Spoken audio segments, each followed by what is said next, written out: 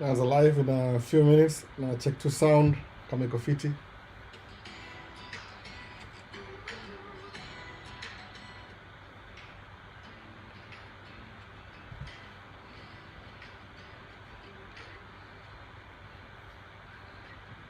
So tuko live YouTube, I think so. Yeah.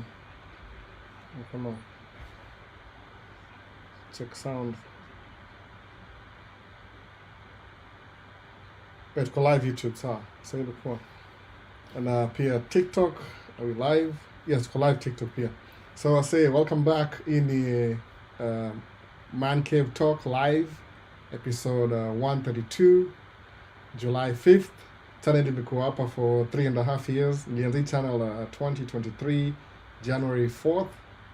So tulikam July 4th, hiyo sasa ni exactly 3.5 years yesterday. So sasa tumeenda kwa the next half year, the 3.5 years. Alafu nini ingine, hii ni live Q&A, no filters, just real talk. Kama una swali yoyote ile tu in the context hii channel ile soka tuna kila siku, uliza tu alafu utajua tunaendaje. Unaona, kitu tu straightforward hivyo. Muonge juu ya tracking, lifestyle, US. The channel imeandikwa itwa Maisha States. So kama una swali yote about maisha hapa States, unaniuliza. Alafu anything to do with tracking, business, family life, vitu kaa hizo, iko limited to some extent, si kila kitu. So ndio hivyo. So nimekuwa hapa hivi 3.5 years since nianza hii channel. Nimesema hivyo before. Alafu tunaenda the next half, by January tutakuwa 4 years old. Hatujafika 10k subscriber bado, nangojea. Nikame promise nifika 10k, one of the things that I do, I'll give away a camera system ya mtu yoga na vlog na do content creation. Whatever you want na hiyo camera. Kama itakuwa na lens, microphone, wireless, wired, kila kitu, itakuwa tu one of you guys. Alafu tuta spread out kama ile 10 different giveaways za kufika hiyo milestone ya 10k. Then after 10k nitapeleka vitabu. Ndio moyo ni the best thing. Some of my books nishasoma already. Hata kama ni brand new na nishaisoma, nitapatiana zote. We'll just have a thing. Ndio kila mtu akue sharpen. Naona sitaki kukaa sana hapa hivi, najua kuna game ina come in the next an hour and a half. So tutakuwa na hour and a half hivi tukiendelea kidogo, labda ile the beginning of the game kuna game ya Mexico na come soon. Naona so sitaki kuinterfere na wase wanataka watch game, waende watch game. Hiyo ndio story ya leo basi. So hakuna Q&A yote TikTok at the moment, I think so. Na sama join, kuna the first comment ya leo ilikuwa Kwame mpatikana leo. Asemaje? Asema we are here, happy Independence Day. Thank you Maze Kwame. Ilikuwa jana Independence Day, 4th of July. America ilikuwa 250 years. Alafu pia mimi niko na birthday jana. Nimekuwa hapa hivi, niko na birthday, wedding anniversary na nini ngine. Na Maisha States na 4 things at the same time. Day imekuwa strange na hii nini juu nikuwa na holiday only throw off. Nizoea kuna routine.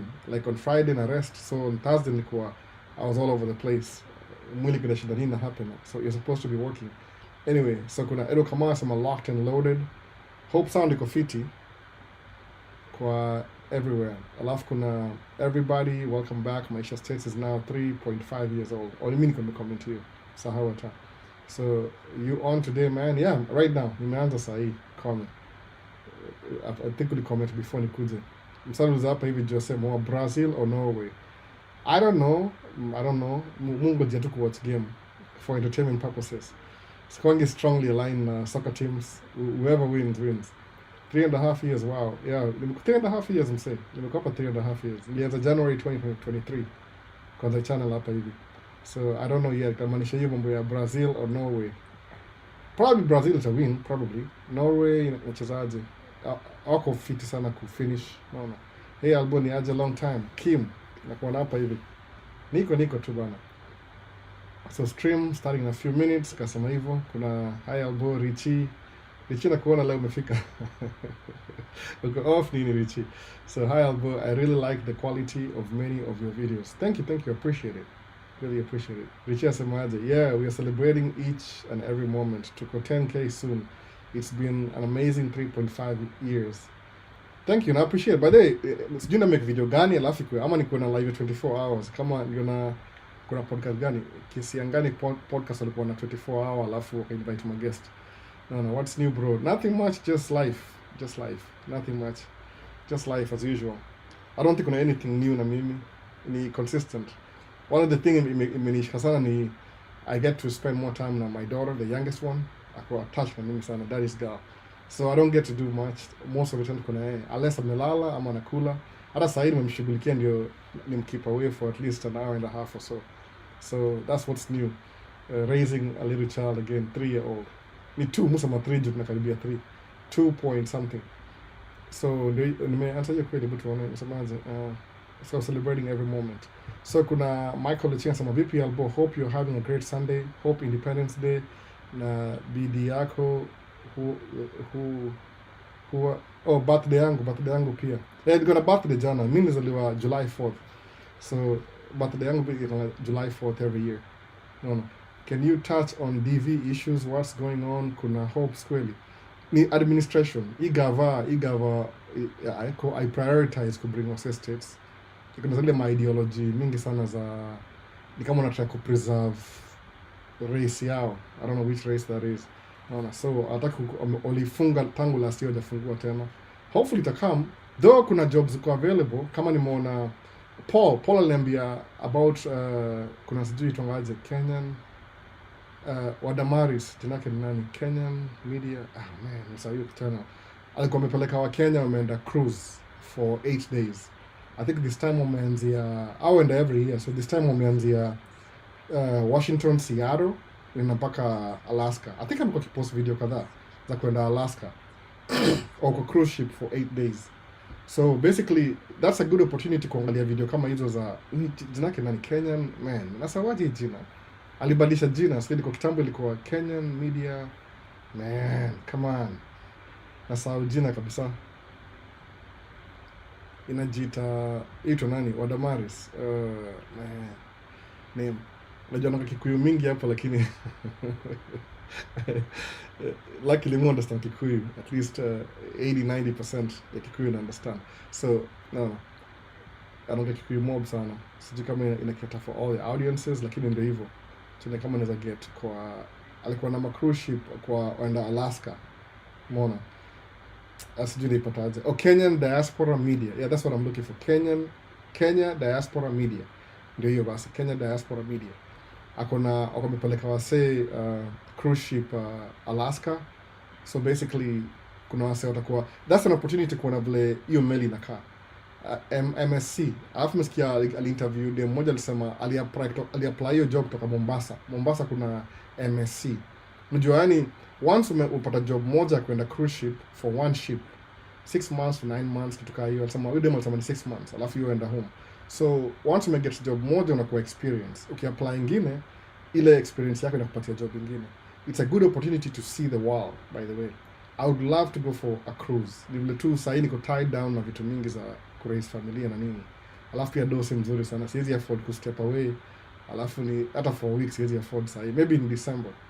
So ni kitu poa kuangalia vile hiyo cruise ship ina do job. Ni kama basically you going for in a moving hotel. Mnaenda different places. So unalala ukiamka mko different location. Kama I think was half of them walikuwa turned down because hawakuwa na visa za Canada. Lakini well, you know, at least for states kuna wase from everywhere. So kitu poa kuangalia kama job ya cruise ship. Si mbaya sana. Kenyan Diaspora Media. Ndio hiyo basi. And I'm watching channel kwa jiangalia cruise ship inakaaje. It's a moving hotel. Food iko unlimited, ni buffet, morning, ile breakfast, lunch, dinner. Alafu napoani kama hoteli kuna room yako, iko na ngoma ndani, kama kuna DJ, kuna place ya sports. It's just a hotel, a moving hotel in the sea. As long as tall as longer than maybe a football field, zile size ya kawaida, but zingine ziko bigger than, ziko kubwa than that. Unaona? Hiyo ni cruise ship. I wish ningeenda moja ningewashow mingi kwa more detail. Ile perspective ile I know who I'm talking to. Unaona? So yes, Albo VP, I'm great to join. Karibu sana Santos Kinara. Karibu sana. So basically that's what it is, ile job moja. So kingojea green card, hiyo mpaka maybe administration change, kila mtu ana priority yake. So hiyo si guaranteed sahi. Anyway, tuendelee. So tuned as I travel to Nakuru. VP Albo, happy birthday, happy anniversary. Oh, thank you, thanks a lot. Karibu sana. Have safe travels. Hello brother, I hope you're doing great. Oh Vincent, I think I missed your call. Sijui kama ilikuwa Friday ama kitu hiyo. I missed your call. Nimeona saa hii but sijaangalia simu for 2 days. Niko tu shughuli mingi. So happy 250th birthday for the United States of Bo. Oh, Edo Kamau, karibu sana. So basically that's what it is. Ka uwezi kama green card, angalia option ya cruise ship. Itakutoa, itakuleta, hakuna cost of living. Angalia interview, Kenyan Diaspora Media. So kuna Chimweno Jambo Albo locked in. Angalia option ya cruise ship za kwa poa sana. Asemaje hapa asema happy birthday Albo green card itarudi. I don't know. Dead and Kengesa. I don't know man. See, I wish nirudi. Naona. Leo stream haiko na haiko sharp as usual. Why is it sijui ama ni aje hebu nione. Iko sawa, ita pick up too for a while I think. Nime switch TikTok ikai kama vertical, I think so. So nione kama inakaa fit na vertical. Mostly mweka horizontal but nime switch leo to vertical. Kama itaingiana. Itawa kweli, I don't know. How do I check out? No, si hapo. Stream iko nimeitaka vertical for TikTok. I think iko inakuwa more efficient hivyo bala kukuwa a larger screen. Those POV drives zako huwa 10 by 10. Oh, thanks sana.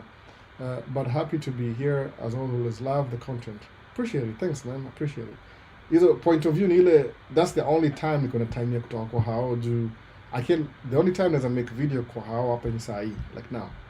Nimwambia tu, come on, give me 2 hours. 2 hours so I can just, niko na live. Lakini most of the time during the day, ule terrible 2, my daughter is 2, turning 3 in a few months. So basically, yeye na control hao. Because kitu kona mbaya, ameifikia already. So, lazima to keep on point. Like I want her to be a child, akuwe tu kama mtoi kawaida, but sometimes namwachia limit. Kama nilipeleka jana fireworks, juu niko naogopa kama ataipenda because last year she was a little bit younger.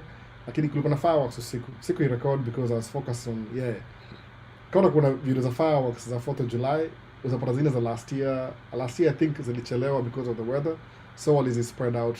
Ili capture kama 2, 3, 4, 5 days, different days. Hiyo got crowded, wasa wanakama usiku alafu kuna traffic. Kaja niko stuck in traffic for like an hour. Mtu ya kalala. So hizo ndio fireworks za 4th of July. Every 4th of July evening. Kuna wala do 3rd. Though kuna ingine inakam Centennial, inakam end of July, iko Minneapolis. It's a different, it's sponsored by somebody different everything.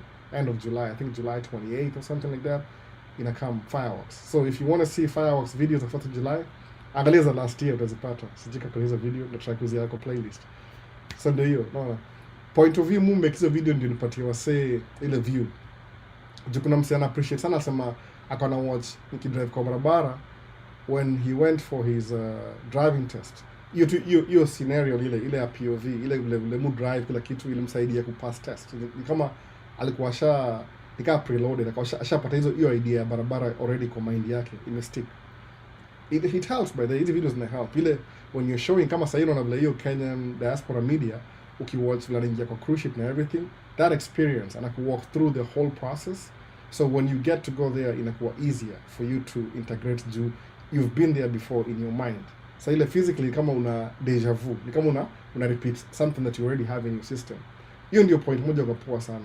Jumini gundua ukitaka kufundisha wasee vitu, ni poa kufundisha wasee learn by doing. Ile unaifanya ndio watu wakuone, unaona? Waone vile unaendelea na kila kitu. Sometimes si poa kusema ati ukicut off msee, si poa sana by the way. Yaani ukiambia watu tu words alone, words plain. Kuna watu wana hard time to understand words alone. Show it, unaona? Mimi najua hiyo ndio theme ya YouTube. YouTube kushow ndio mtu anabidi kuwa easier for somebody to understand kitu. So if I have an opportunity kwa show nikienda job, basically that's what I do. Kwenda job ni okay, kuna ile part ile I'm leaving the house, naenda kwa parking, sometimes housekeeping hiyo because niko na sina hiyo time. My first video nikienda kwa, it was a slow job hiyo time. Kunaanza 8 nikaamka 6, but muenda kwa truck, so from the truck parking lot make video from the parking lot to the job. Nikijua hiyo job ni ile siwezi record in between, nda record going to the job. Kurudi home ya record lately because nimechoka na sana siwezi ongea. Basically ndio hiyo inasaidia mse kupata ile scenario ile, this is what I do by the way. Unaona? Kuna different type of tracking, kuna over the road, ile ni Katuosis ile na nani mwingine na Kenyan jina yake nimesahau, Malcolm ule wa TikTok na Kenyan American tracker simesahau jina yake, mtu yangu. Hizo ni over the road, hizo ni tracks za over the road. So hiyo ga more lucrative if you own your truck, you own your trailer, you have your own MC number, utaccumulate more money na hivyo than ukidrive truck ya mtu kama dereva.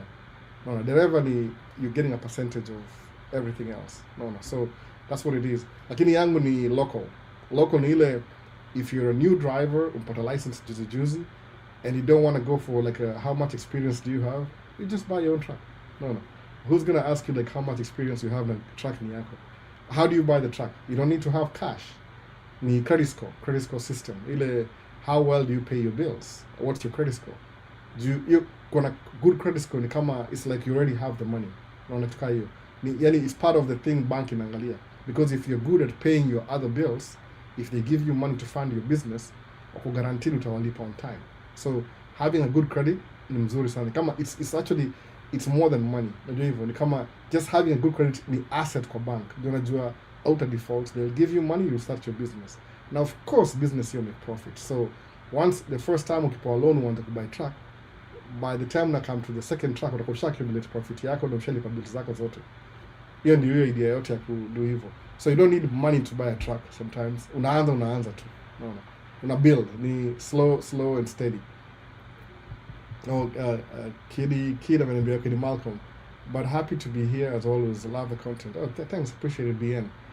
BNN. Albo, according to your understanding, based on your own experience, hii ni question moja ya Edward Kamau anauliza kwa YouTube.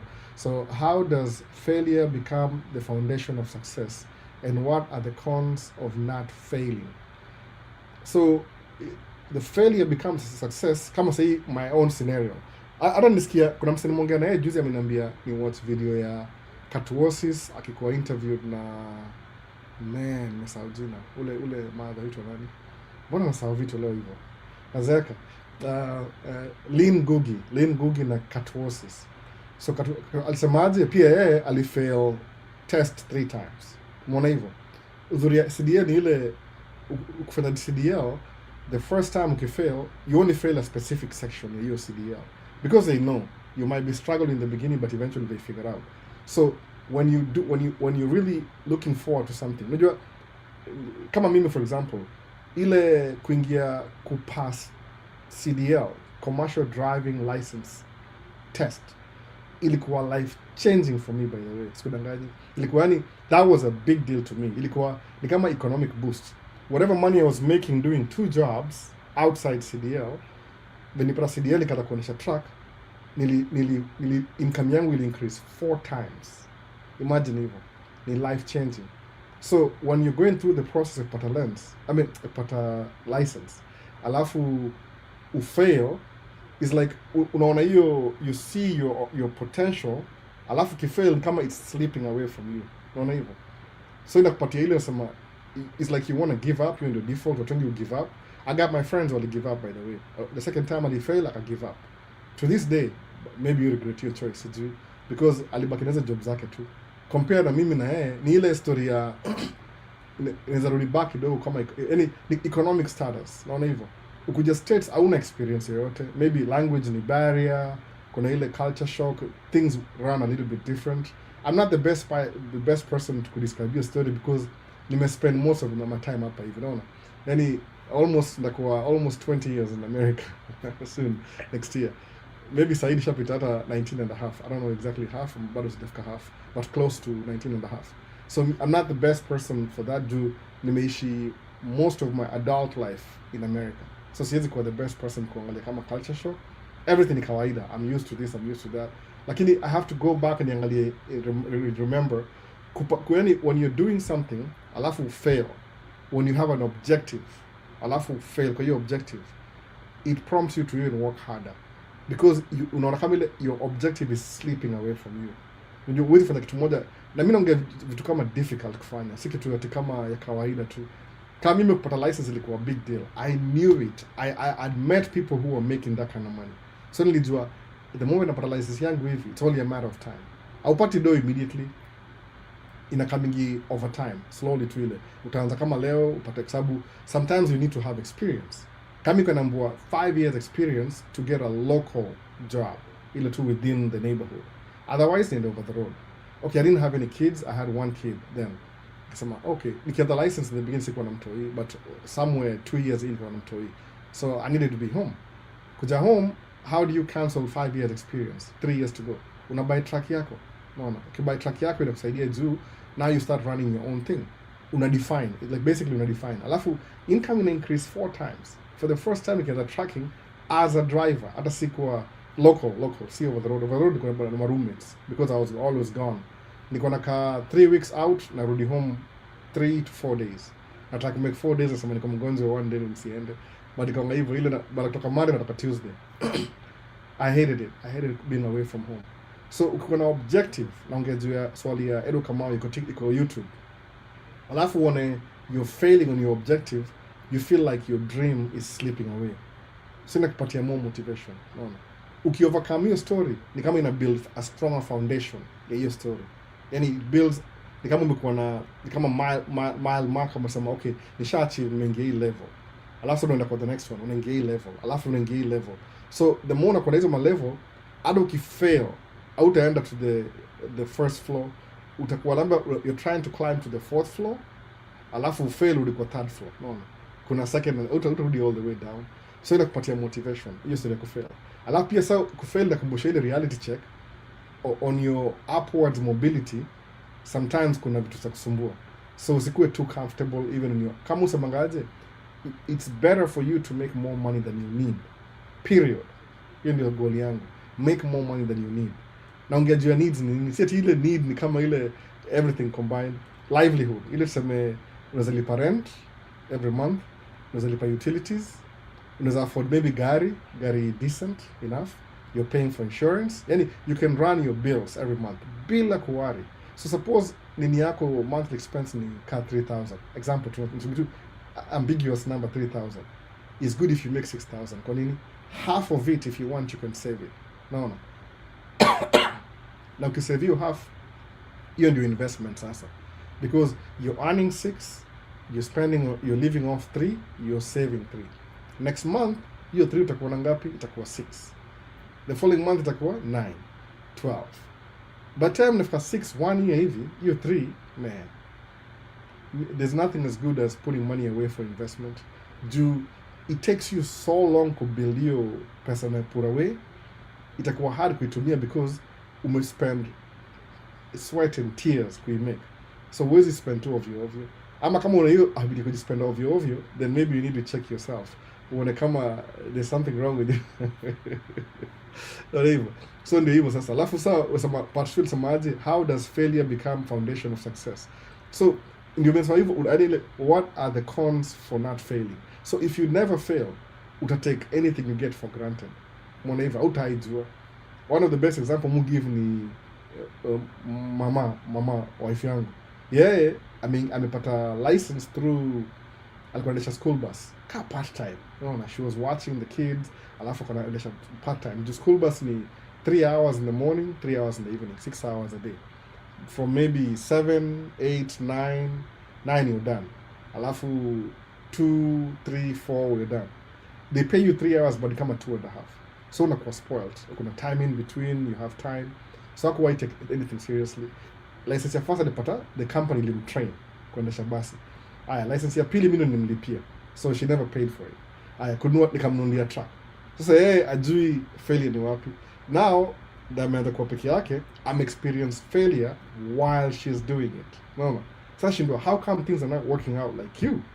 Ambia, hey, guess what? Before vitu zangu zianze ku work out, ile part nyingine ile huko waiona, I used to fail so many times before nianze ku succeed. So where because you've never failed, inakukamia sahi. It's inevitable. Failure ni inevitable, by the way. Inamaanisha it's gonna happen whether you like it or not. Kwa kila kitu ile kitu serious. Hata kwa marriage, by the way, kwa marriage. Failure is a fail kwa marriage. No. Yaani kukua married ni ile una decide wewe uspend time na a total stranger. Msijui alireziwa wapi, na mama yake anakaa aje, na familia yao inakaa aje, and I think differently from you. Ndio mimi sasa naona. But ile inafundisha ile perseverance. Sasa maji wacha niangalie ile common good. What makes sense sahi ni hii na hii na hii, what doesn't make any sense ni hii na hii na hii. Okay, sema okay, sawa, I don't want to deal with this, acha nikae na hii ingine. No, it's inevitable to fail, utafail kawaida. No, man, this guy is such an inspiration, the embodiment of Kenyan dream. Okay, are you new? So basically ndio hiyo sasa, ile it's always inevitable. Hiyo ni comment ya TikTok, lazima ni mention ndio nikumbuke. So itakuwa inevitable. So kukua failure in the beginning, it's actually good for you because ina build a strong foundation where you're headed to. So me and yoga tracking, I knew it, man. Nikajua nikipata hii license hivi, I don't have to go look for a job. Ndanunua gari yangu. How am I going to buy the truck? I don't know yet right now. Nikianza I'll figure it out once I get there. One step at a time. Live one day at a time. No, it's evil. So one step at a time. Unaenda hapo, unaenda ukasoma comment. Alafu hivyo next thing. So nikapata license, nikanunua truck. Immediately when I got my license, income yangu will increase 4 times. Believe it or not, 4 times. From this much, 4 times. No. Niambie kama si life changing. So alafu then I got to experience your story. Now I can make some decisions. No, there's a better car. Gari zangu zote zoga white, by the way. All my cars are white. Na black accents. I pick. Unajua option, napatia option. Hii nyumba tunaishi nimepick hii nyumba. So kama sasa hapa hivi, I love the cameras and cinematography. Okay, no. So you pick what you want. Do you love cameras? You buy the cameras you want. Do you love going on vacations? You go on vacation. Do you love anything you want? Inakuwa accessible. Alafu hapo ni ile sema unakuwa na ile fulfillment of life. Kwa nini? So ile failure it's inevitable. Succeed, chances are. No. Chances are if you're doing this tough thing. Kama usema say green card imekuwa paused. See everybody. Lakini wewe mwenyewe usemeaje na cruise ship. Kuna demo kwa interview na Kenyan diaspora media.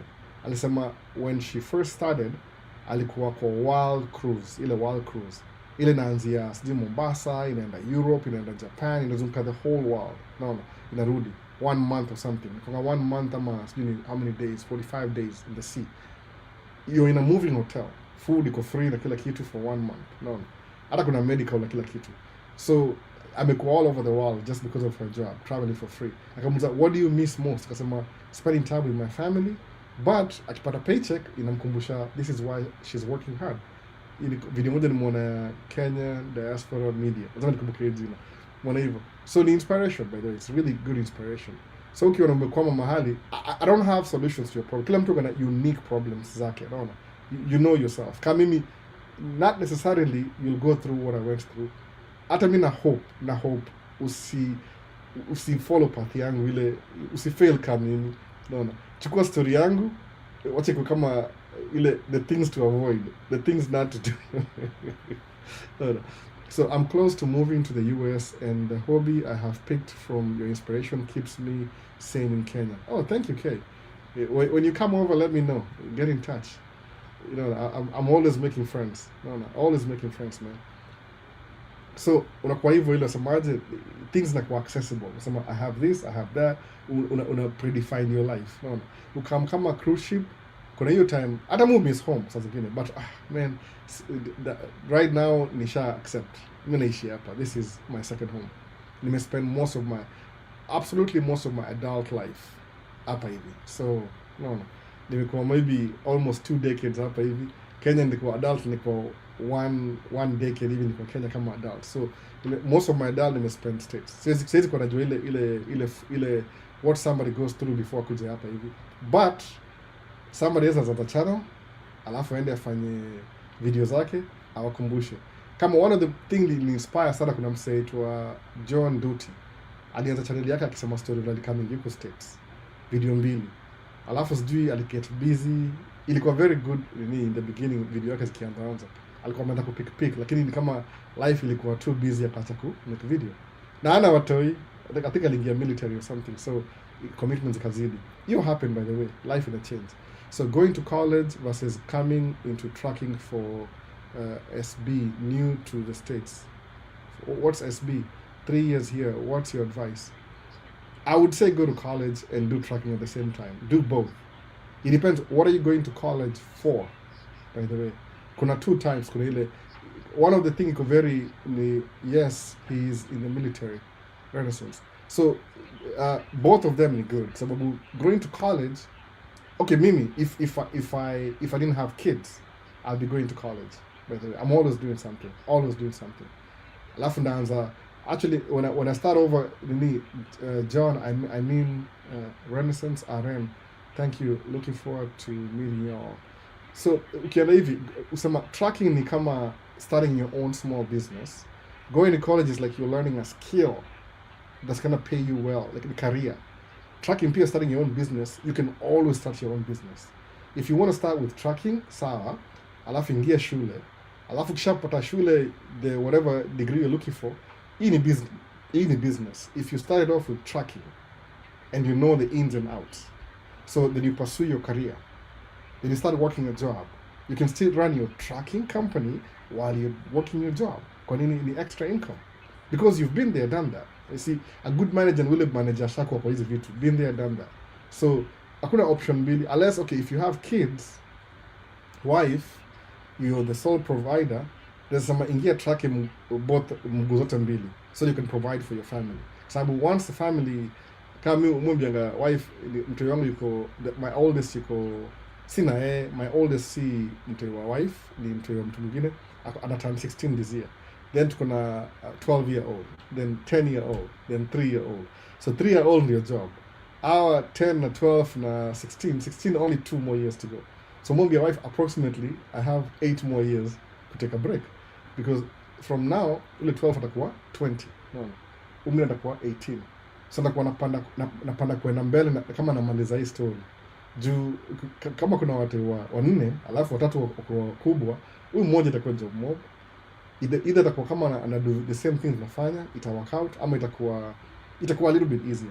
Hata sasa ni easy, ni tu huyu mdogo ndio kana job mingi sasa hivi. But maybe ni 1 or 2 years alafu atatulia pia yeye. Muone hivyo.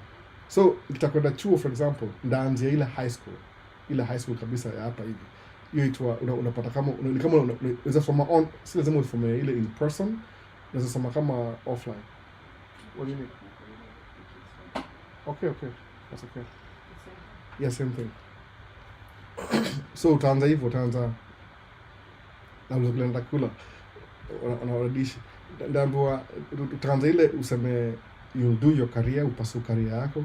I don't know what you want to do, by the way. Sababu tracking ni business. In a business, there's nothing wrong kwa na business, by the way. There's nothing wrong na business. So unaweza na tracking business, upate hiyo income ya tracking business, labda ununue gas station, by the way. Na deni, si cash, ununue some other business, ununue apartment building. Ikwe, you're still working your career because you really love your career, but in a business. No. In a business, by the way. Why am I saying that now? Ungeuza 3 years ago ningesema ingia tracking, because that's all I knew. Lakini now that nimekuwa na hii environment ya kufanya business on a daily basis, you understand there are so many types of business. Ni ile people don't think about hizo vitu every day. Kama hizi kwa hii tuseme ana neighborhood hapa hivi, kuna hizi vitu za kila siku kama laundromat.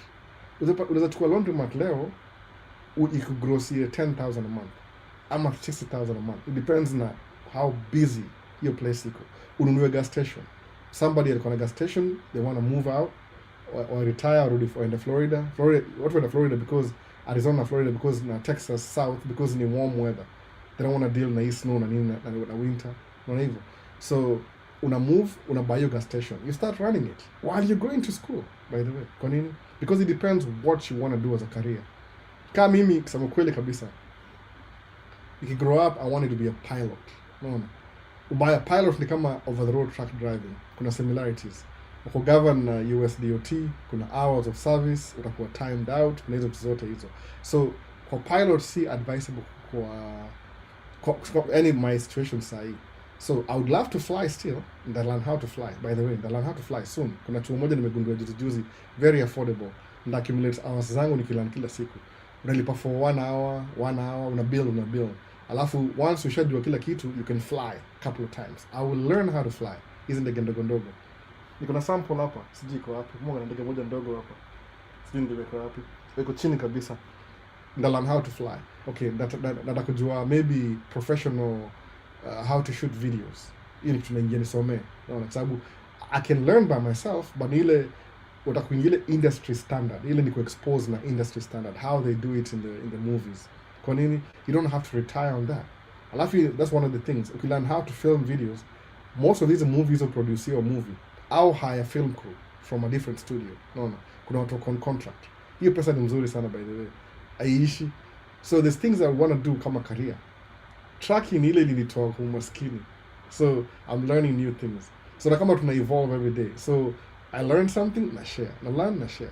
Meaning, tangu nianze channel 2023, January 4th, to date, I'm learning as we keep going. And Rhodes amesema hapa hivi, opportunities are endless. It's true. Uzasoma nursing, uenda kama kuna manasi mujua alisoma nursing maybe 5 years ago, they're not even doing the nursing thing kwa hospitali anymore. Ni kama wako kwa office. Kama na misma TikTok hebu tuone. Simaje, I'm moving to Seattle by December. I know cliche, but it's my starting point. Okay. Oh, please do it. Alafu make sure umeenda your cruise pia kwenda Alaska. The only states I have not been to America, mimi personally, ni Hawaii, Alaska, Maine, Rhode Island. 4 states out of 50. Mimi. Na nimekava hizo states nilikuwa hapa US 3 years. Because of truck driving over the road. Unaona, niko na spend time huko hivyo. But sikuenda ile city to city. So in the back of my mind, musamaje, one day, I'll do these things again. And travel easy places. Alafu, now that I know how to make videos and edit and everything, that document my trip step by step. No. Najua how to do it. Na ni ile ni practice tu, sijakuwa na ile specific ati I can tell you gonna which state would you live in right now. Mimi na prefer kukaa mali niko. No. Juu nikisettle down hapa kwetu. Even mwambia Minnesota is different. Because Minnesota hapa is different. Kuna winter hapa hivi. Kuna 4 seasons. Actual seasons. Actually, it's more cold than it's warm.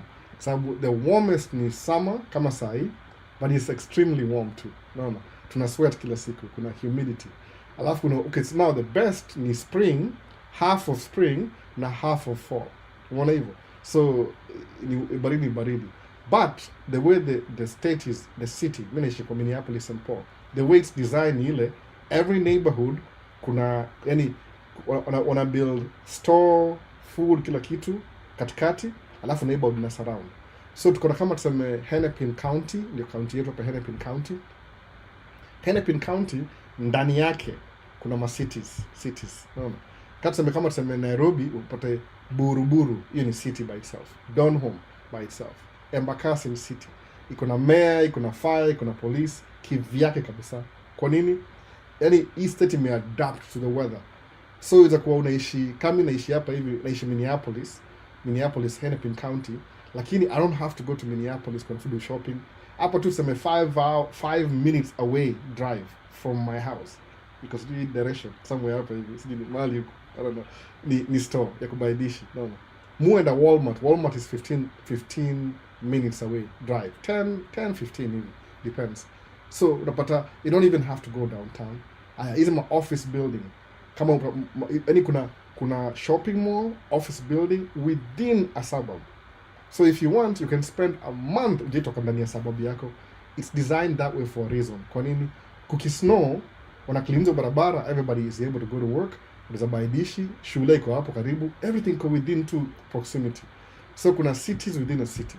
So kuna Hennepin County, Minneapolis, kuna Edina ni city. Kama naweza kumbuka majina zote by the way. Kuna Bloomington, Edina, and towards the west, Hopkins niko naishi. Kuna Minnetonka, kuna Wayzata, kuna nimesahau gani nyingine, Plymouth, ni mingi. New Hope, Crystal, Brooklyn Park, tuenda north, Crystal, Brooklyn Park, Brooklyn Center, Maple Grove. No. Mankato iko mbali. Mankato is like way south. Hiyo si city hapa hivi. Hiyo ni south of the cities. Hiyo ni Mississippi, Minnesota River, south. But Mankato it's kind of like a college town. St. Cloud ni college town. Winona ni college town. So pale hivyo ni college peke yake. Unaona, mostly yani economy yako ni college town. So That's what it is. And it's divided in a way. So mimi napenda hii place. Is it the best place? For me it is. Sababu government iko more stable, kuna state healthcare, kuna good incomes, jobs iko available, ile unemployment iko very low. Naona. I think watu maskini ni fewer, wale wasoko homeless hawezi kaa hapa the whole year because hawezi survive winter, tukaa hizo. So nimezoea kukaa hii place. It might not be the best place for you, lakini kwangu ni poa. Mufanya kazi construction na provide services construction. Unaona, son of Uruguru vipi albo poa sana. So unapata job cycle iko tu guaranteed. Juu lazima tu repair barabara every year. Naona hivyo. Nimeland system, understand. So I'm comfortable here. Does that mean that ndaka hapo forever? Yeah, I might find another place to be comfortable. No state tax, property tax is reasonable. Everything in our account too. Naona hivyo. Inakuwa your second home. That could be you. Ukiona kama unaenda Seattle pia ni poa. Mimi nilinotice na Seattle ni hivi, iko na south side, iko na Waafrika wengi, immigrants nasema hivyo.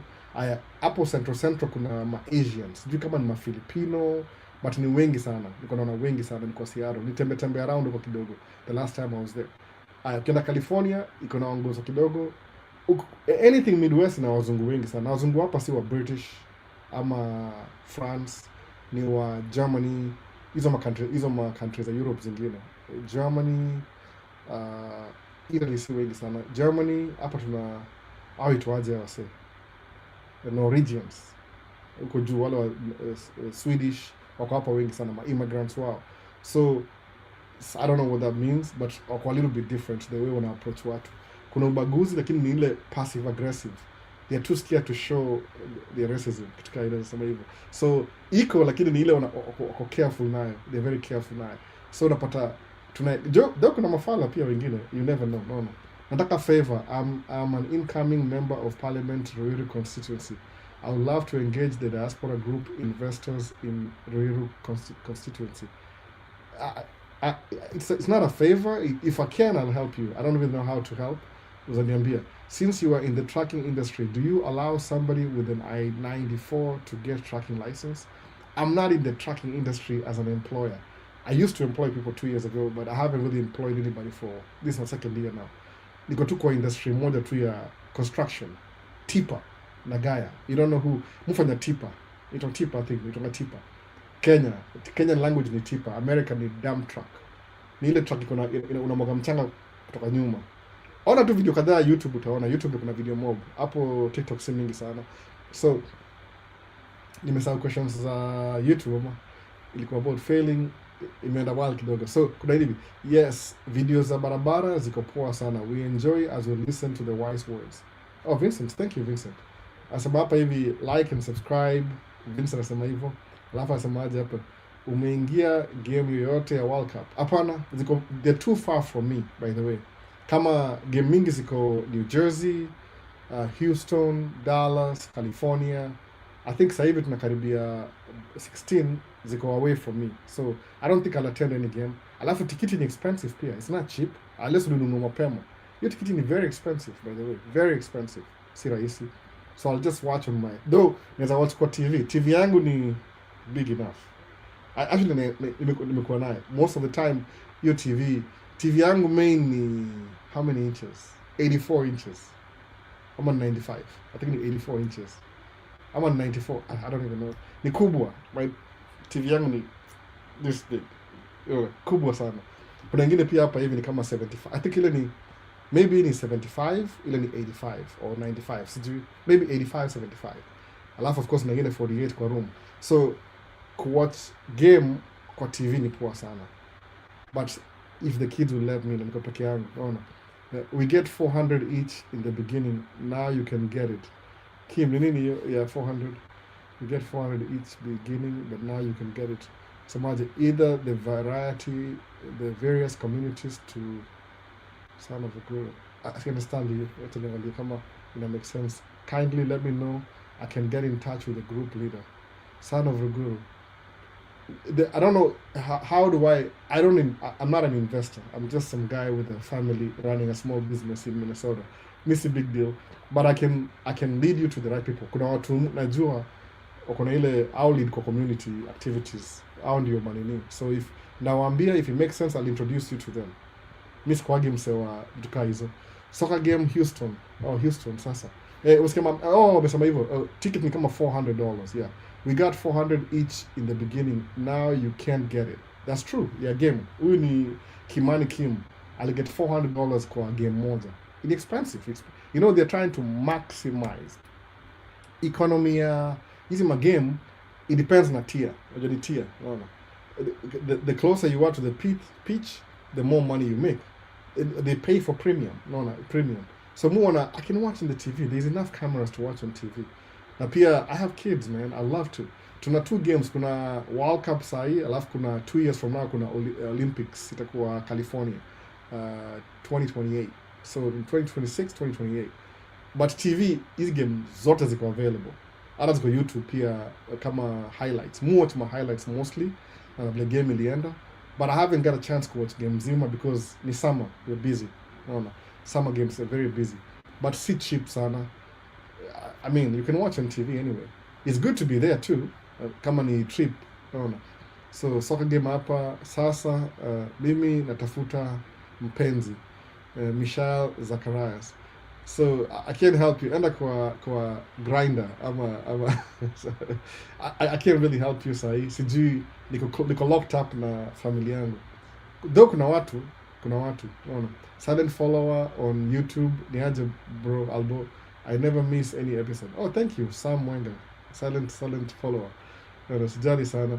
But mpenzi hiyo ni wewe. Anza na Madrid. Fuga Madrid kwanza. Enda Mombasa Malima tourist. Tafuta job kwa airport. Tukaa hiyo. Alafu niaje EM. Alafu fuga Madrid. Nasikia Wangoso penda Madrid. Ina stand out, ile au itaje nappy hair na jua unajua nini difference ya nywele yetu na nywele ya Wangoso.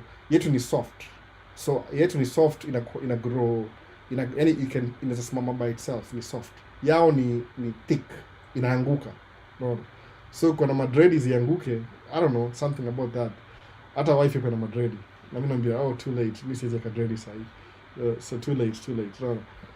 So sijaingia game yote ya World Cup na watching kwa TV tu. The TV is big enough. Especially ile kamera ile kwa juu kabisa, ile kizoom in. Unajua ukiwatch kwa phone, ukiwatch game kwa phone hivi, ile kamera moja zoom ile ya kwa juu ya stand huko, auoni watu vizuri. But kama TV ni kubwa, unaona poa, unaona. Chuckles, hey Albo, it's Coach Yaro from Nyoro. Oh, vipi bwana. Mnaliaje na zile mbongo? Albo, ebu geuza church ya gusia church ya Mormons. Man, mbona mambo ya church tena? Church ya Mormons ni church tu iko Utah. Ilianza na Joseph Smith. Ilikuwa 19th century. Kwa hii historia ya Bible huitwa kama kwa hiyo church yangu, kuna church moja kaga hapa hivi. Hata sijaiwa show. Ilianza na Joseph Smith, New York. Ilikuwa kwa history ya church ni the third awakening. Kulikuwa na church 3 zilianza hiyo time, the same place in New York. Kuna Seventh Day Adventists, kuna Jehovah Witness na kuna the Mormons. Hii ni third awakening. Second awakening kulikuwa na church kama Baptist, Methodist, Lutheran, gani nimesahau. Anglican ilianzia Europe. So hizo ni history za church hizo. So the Mormon church ilianzia hapa New York, wakamove Missouri, the founder akakuwa killed, wakamove to the west. Ikuwa bado territory jakuwa inhabited, wakasettle Utah ndio the Church of Mormons. So mostly hiyo gani kama ni Wangoso exclusively, alafu wengi wao wana subscribe to Donald Trump, conservative Christians, alafu mostly it's a predominantly white religion. Until 1978 waliambiwa na gava msipo integrate watu weusi tutawanyang'anya tax exempt status, alafu ndio integrate. So sasa you can get the Mormon church, utaenda kwa the Mormon heaven. Unaona, mi mambo ya church mwambia baadaye kusema kweli hiyo si kitu musoma na context ya history. I'm not picking on watu particularly, na musema hivi, if going to that church, when member hiyo church, first awakening ilikuwa Catholic. Hapa ni kwa Catholic, ilikuwa maybe Catholic na nini, Catholic na Catholic na Orthodox. So mambo ya church musema hivi, as an individual, welcome an individual, if you need to go to church for your spiritual upbringing, I don't know what that is, whatever that is, spiritual, anything, sawa, wewe enda church. No. But mimi, according to tangu grow up, sikuwa very close to church, by the way. Nimeingia church as a teenager. Nimeingia church kidogo as a teenager. Nikasoma. I had so many questions because before niko tu, I didn't want to be controlled. Mimi ni wild card. I'm a very wild card. Ile mwisho life yangu. Sikuwa na subscribe for principles of control. I hate being controlled. Period. Kitu hiyo. That's why ningeza YouTube channel yangu. Naona hivyo. Ile control. So I can say whatever I want. But isi yangu bado hii ni ya YouTube, ni business. So if there's something like where una need religion, meta religion specifically, inakusaidia on your daily life, like inakupatia ile structure, inakubuild your character, inakufanyia kila kitu. From that concept, just keep doing what you're doing. Whatever works. Unajua hivyo. Yani, be you. If you need church, lazima uende kwenye community, muimbe, muombe, mfanye nini, stick to that. If it gives you purpose. But kama kuna mse fulani, hiyo si purpose yake, usi-intrude na privacy yake ya kumwambia you have to. Juu kiangalia vizuri kwa hizi vitu zetu na religion, for example, everyone is the best. Every religion is the best. So musema hivi, but from ile academic, ile useme historical facts, juu kuna vitu, niko naongea na Paul last week, namwambia hivi, kuna objective truth na subjective truth, vitu mbili. Hii argument utasikia mostly kwa wao wasema ni atheist. Naona. Angalia na adjust simu, umoga na ADD, na adjust simu. Kuna objective truth na subjective truth. Naona. Hebu asemaje? Niulize juu ya Mormon because I was baptized there. Oh, okay, sasa. MCOP ni Mormon. So sema tunajua. Mimi sijui, mjua ile academic juu washaka mkohawa yangu, by the way. The last seme walikuwa mkohawa yangu, I invited them in, by the way, tukaongea. I was home, tukaongea, wakaniambia juu ya, nikauliza maswali.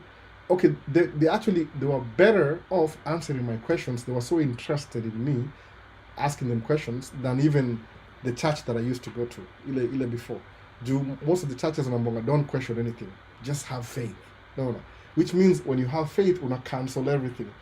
Any logic, reasoning, cancel everything. Just have faith. If that's how you live your life, man, please live your life like that. No. We should expect somebody else who will believe in the same thing could believe kile una believe. Even umusema. Ile musema live and let live. Juu kiata kwambia wase waishi a certain way na style yako, itakuwa different. Itakuwa different, by the way. Everybody is different. Everybody, kama umeoa na uko na wife, utagundua kukuwa na wife ni kitu, you're living with a stranger. Kama sasa mimi wife yangu alizaliwa hapa Minnesota, aligrow up Minnesota na California, familia yake ilikuwa beekeeper, wako wanaishi hivi, wako wanafanya hivi. So kuna vitu grow up nazo. Siwezi mchange juu whatever the experience he grow up, that's what makes the sum total of who she is. Sai mimi grow up, nilizaliwa Pumwani, ka grow up Isili, nikaenda Riverbank Ngara, nikaenda Kirinyaga, nikaenda Nairobi kufanya job, nikaenda hapa US, niko na totally different perspective na yeye. Unaona hivyo? So it's not my place kumwambia this is how we need to live our life. Ata pretend. Unaona hivyo? Musamanga hivyo. Alafu unapata most of the time when the religion of the day inaambia wasawa do kitu by force, you end up kwa colonialism, kwa dictatorship, kwa fascism, kwa communism. Unaona hivyo? Hizi vitu zote hizi. Jikumbuka as we speak sahi, one of the leading economy kwa world sahi ni China. China ina religion. So how do they live their life on a daily basis? Kama ina religion, think about that. How? Ni illegal. Kwa nini? Kuna zile basic universal human rights. Everybody should just do whatever they want. As long as I encroach na somebody else's space, musema hivyo. Ukiangalia kama useme ati kuna watu wana believe juu nikikuwa, for example, nikuwa chuo ya Catholic, nikuwa nisoma shule ya Catholic St. Mary's, I was abiding to everything we were told because I was a kid. Unaingia church 3 times a day. Ukiingia church lazima kneel down, do ile rosary, jioni rosary, ile Father, Son, Holy Spirit. I just did that. Kwa nini? Niko na comply. Because niko kwa hiyo environment. Sikuwa na say sana. But I was a kid. But once nimekuwa 18, come to understand the way things work. if religion maybe it helps you raise your kids in a place controlling, do that. Lakini kwa personal development, sikia vile musema, don't just be an employee, start your own business. Do you think utakuwa na mind ya sema ukikuwa na, if you start a business alafu seme una subscribe to your religion in that business, uta lose maybe 3% of your business. Kama kuna one of my friends, example, one of my friends, amenunua truck juzi. We had this discussion, simtaje jina, labda hata iko hapa. Akanunua truck nyingine ya pili juzi. Kanambia, my driver wants to work 6 days a week. Kama okay, 6 days a week, what do you mean 6 days a week? But I don't work 6 days a week. But I have this policy. What's the one policy we'll never break? Nikamwambia haezi watadere afanye kazi 6 days a week. Kwa nini? Because you attend, kama hiyo day moja kuna job, anaenda church. Sawa. Nikamwambia listen. Wewe una dere ni tofauti. Kwa sababu kile mimi nasema ni hivi, nasema hivi. Ambia dere mimi mfanya kazi 5, kama mimi mfanya kazi 5 days a week. If I had drivers and they want to work over the weekend, ndawambia, okay, you go work over the weekend, but just remember, if you have an issue in a truck, ukini call for help on a Saturday, for example, start respond urgently enough, because I'll be spending time with my family. Unatuka hiyo, sitakuwa available. But if you want to work, that's okay. Naambia, mpatie job. Juu sema hivyo, I'm available 6 days. Juu huwezi jua kama priority ya dereva wangu mmoja ilikuwa one of his sons alikuwa university. So alitaka afanye more hours ndio apate enough money ya kumlipia tuition. Ilikuwa the last year ya shule. So alisema if there's work weekends, sawa. Ni ile tu usiku singemwachia juu gari ni yangu, ina increase risk. So na msee alikuwa Muislamu. Akiniambia kuna Eid Mubarak nini, niambia okay, take a day off. Unaona hivyo. Mimi si argue na yeye kwa nini? Because even I grow up. So kusema ati mimi ni Catholic, ndarun business yangu kama a Catholic. Oh my goodness. No. Utakuwa umekata kama half the population ya nini. Na hii ni business haitaki mchezo, by the way. Business ni in other words ni ruthless. Ukislike kidogo hivi somebody else amekupita. No. Hata sijui naenda wapi story. Mko amesema na jambo ya Mungu. Wacha niangalie ma Q&A. No. Trust, just never align yourself with people who share not in the same principle. Silas Kahindi amesema hivyo. It's good to have kama wewe ni Muslim, be a faithful Muslim. Yeah. Go ahead. Mimi na believe na universal human rights. Period. Sababu over time history yote imesema. Over time history. Every time unajialign na kitu inaka religious na group, inaenda kukua colonialism, fascism, communism, nimesahau wengine. Every single, kama if you're a student of history, utaniambia. Every time una bring church kwa story, you now unakuwa compelled kuambia wase, this is how you should live your life. As who? No, as who? No, kwa sababu kiambia, kama watu, nikikuwa Christian, nilikuwa very deep into Christianity. Nilikuwa youth. I wanted to, niliambiwa, if you become a Christian, it will change your life. So I was eager to get my life changed. So number, have faith. You have to pray every day. You have to read the scriptures. You have to practice the scriptures. So I was like, okay, what things do I need to practice in the scriptures? No. So niko napoa vitu ambiguously. Ukiuliza swali deep, unaambiwa enda story ya faith. I'm not like sisi line up kweli kabisa. I was very curious. More curious kila siku. Ikaendelea hivyo. So kwenda mbele unapata, ukiuliza swali serious unaambiwa just have faith. Ni kama unataka kuviolate ile standards za kile umeambiwa. Unaenda outside the control. So wait a minute. But genuinely want to know. No. Genuinely. So just read the Bible. Nikana kusoma Bible. Haiko make sense. Kama sasa soma ananiambia, it makes sense by the way. Ni kama kuna a different times na hii. Nikapata wasa waitwa atheists, because niza kwenda kwa streets, mimi na best yangu fulani tunaenda kwa streets and we talk to people. Man, I was so confident, you have no idea. Huko ndo nilianza kushoot camera, by the way, because I was shooting this guy akiuliza maswali. But ile akilemeona swali, mimi nilikuwa na answer pia, naingilia back to the questions za morality. Kwa sababu watu semangaje, I don't know why I'm talking about this, but mtu ameuliza ni hivi, Christians au claim ati kama wewe ni atheist na uko na morals, you're borrowing from Christianity. No. It sounds good kama wewe ni Christian. Sikia story. Well, if you're an atheist, you have no morals. But if you're a Christian, but if you're an atheist and you have morals, you're borrowing your morals from Christianity. Okay? Hiyo ni argument ya atheist, by the way. Kuna books za somo, by the way. I don't recommend them, siwaambii sahi, ukinunua nakwambia tu personally. Sababu mimi nisema as somebody who's educated, ile unasema education kuna objective truth na kuna subjective truth. Objective truth ni ile ni kwambia kama tuseme, I don't know which is the best example. Hii ni iPhone, what iPhone is this? Hii ni iPhone 15, hii ni iPhone 13. Hii ni iPhone 13. Ukona picha ya wife hapa, ukona ni real. Hii ni iPhone 13. Sawa, objectively. Usema ukienda ununue iPhone 13 sahi Africa ama South Africa ama Asia, itakuwa exactly kama hii, exactly. Hii phone ya black, naona hii phone ya black, angalia, itakuwa exactly kama hii iPhone 13, exactly kama hii. Hadi ukienda China iPhone 13 walishakwambia jina. So hiyo statement hiyo nimesema iPhone 13, ukienda China ni iPhone 13, itakuwa exactly kama hii. Hiyo ni objective truth. Kwa nini? I change, it doesn't matter where you buy it from. I badiliki na kwa the same. Nimetumia tu phone kama example.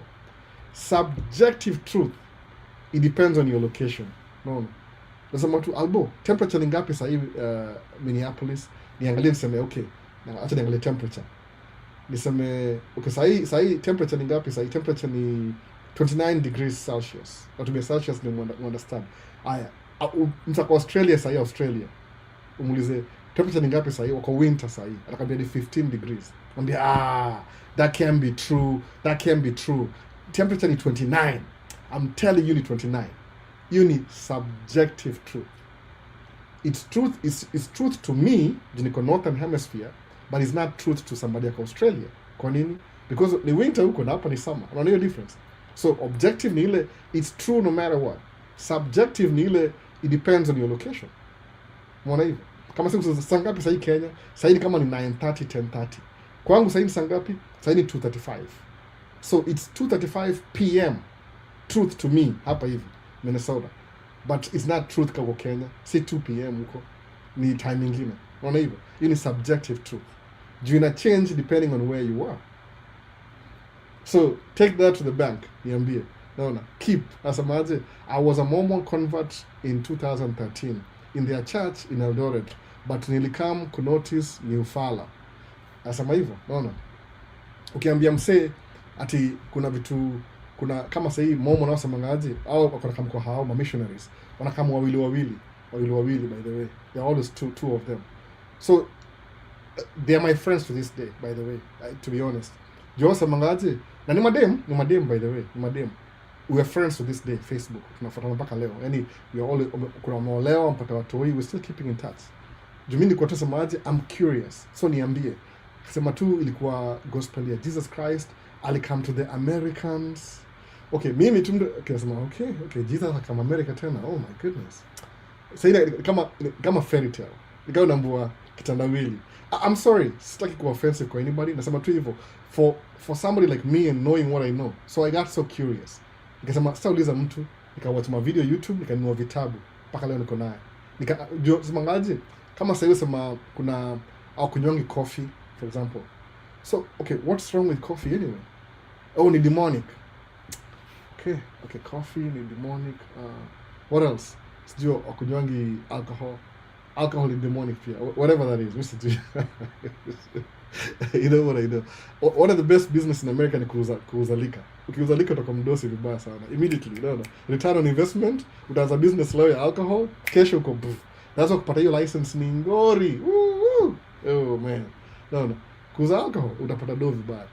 But ni demonic. Kwa nini ina alter the way you think? True, that's true.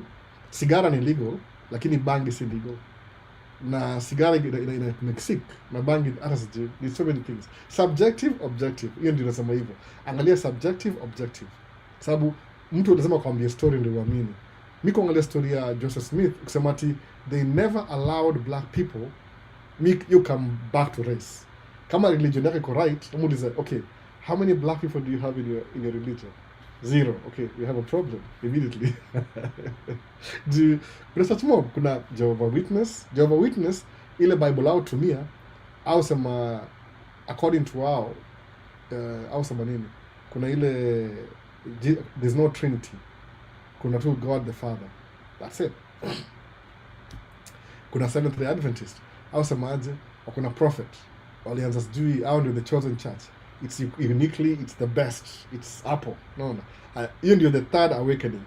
Jehovah Witness, Seventh Day Adventist na the Mormons walianzia New York, by the way, preaching here the third awakening. The preacher kaitunga kama yani man, hata sijui, tuache tu hiyo story, tuendelee mbele. But nasema hivyo, subjective, objective.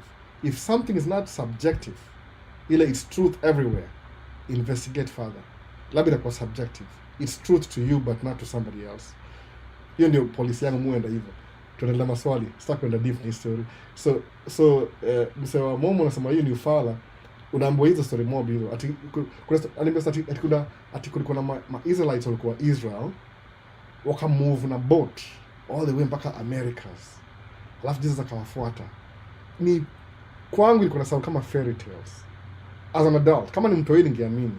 Unajua watu wengi hata wale wa Christian wakiambiwa story ya church na Christianity au ambiwa story kama wako young. Okay, what do you call that kama wako young? If you're trying to tell people kama wako young story fulani, nitongaje? Jinaitwa ni indoctrination. Unafundisha watu kitu fulani before wakuwe mature enough to make a decision. So inakuwa kama custom kwao. Wakienda grow and kwenda mbele unapata kuna vile inataka ku make sense baadaye. Naona hizi vitu tumeambiwa, watu wengi wa hypocrite. Watu wengi wanapatia every single reason why. Mimi msaka kuni-explain ni mmoja swali moja directly, niambie juu ya hii na hii. Anipatie paragraph explanation. Like you have to explain yourself. Inakuwa subjective immediately. It's like when a salesman, you're really trying to buy me. No. So, listen. You know, okay. So, okay. Prophet Esa wa kutoka Middle East vipi amekutana na wazungu ati Matthew, Mark na Luke. Hiyo ni sales pitch. Wala watu wako gullible, wataamini hiyo story. Angalia, kiyosa manga hivi. Okay, also manga, if the government is corrupt, what do? Follow the money. Okay, if a church is corrupt, what do? Follow the money.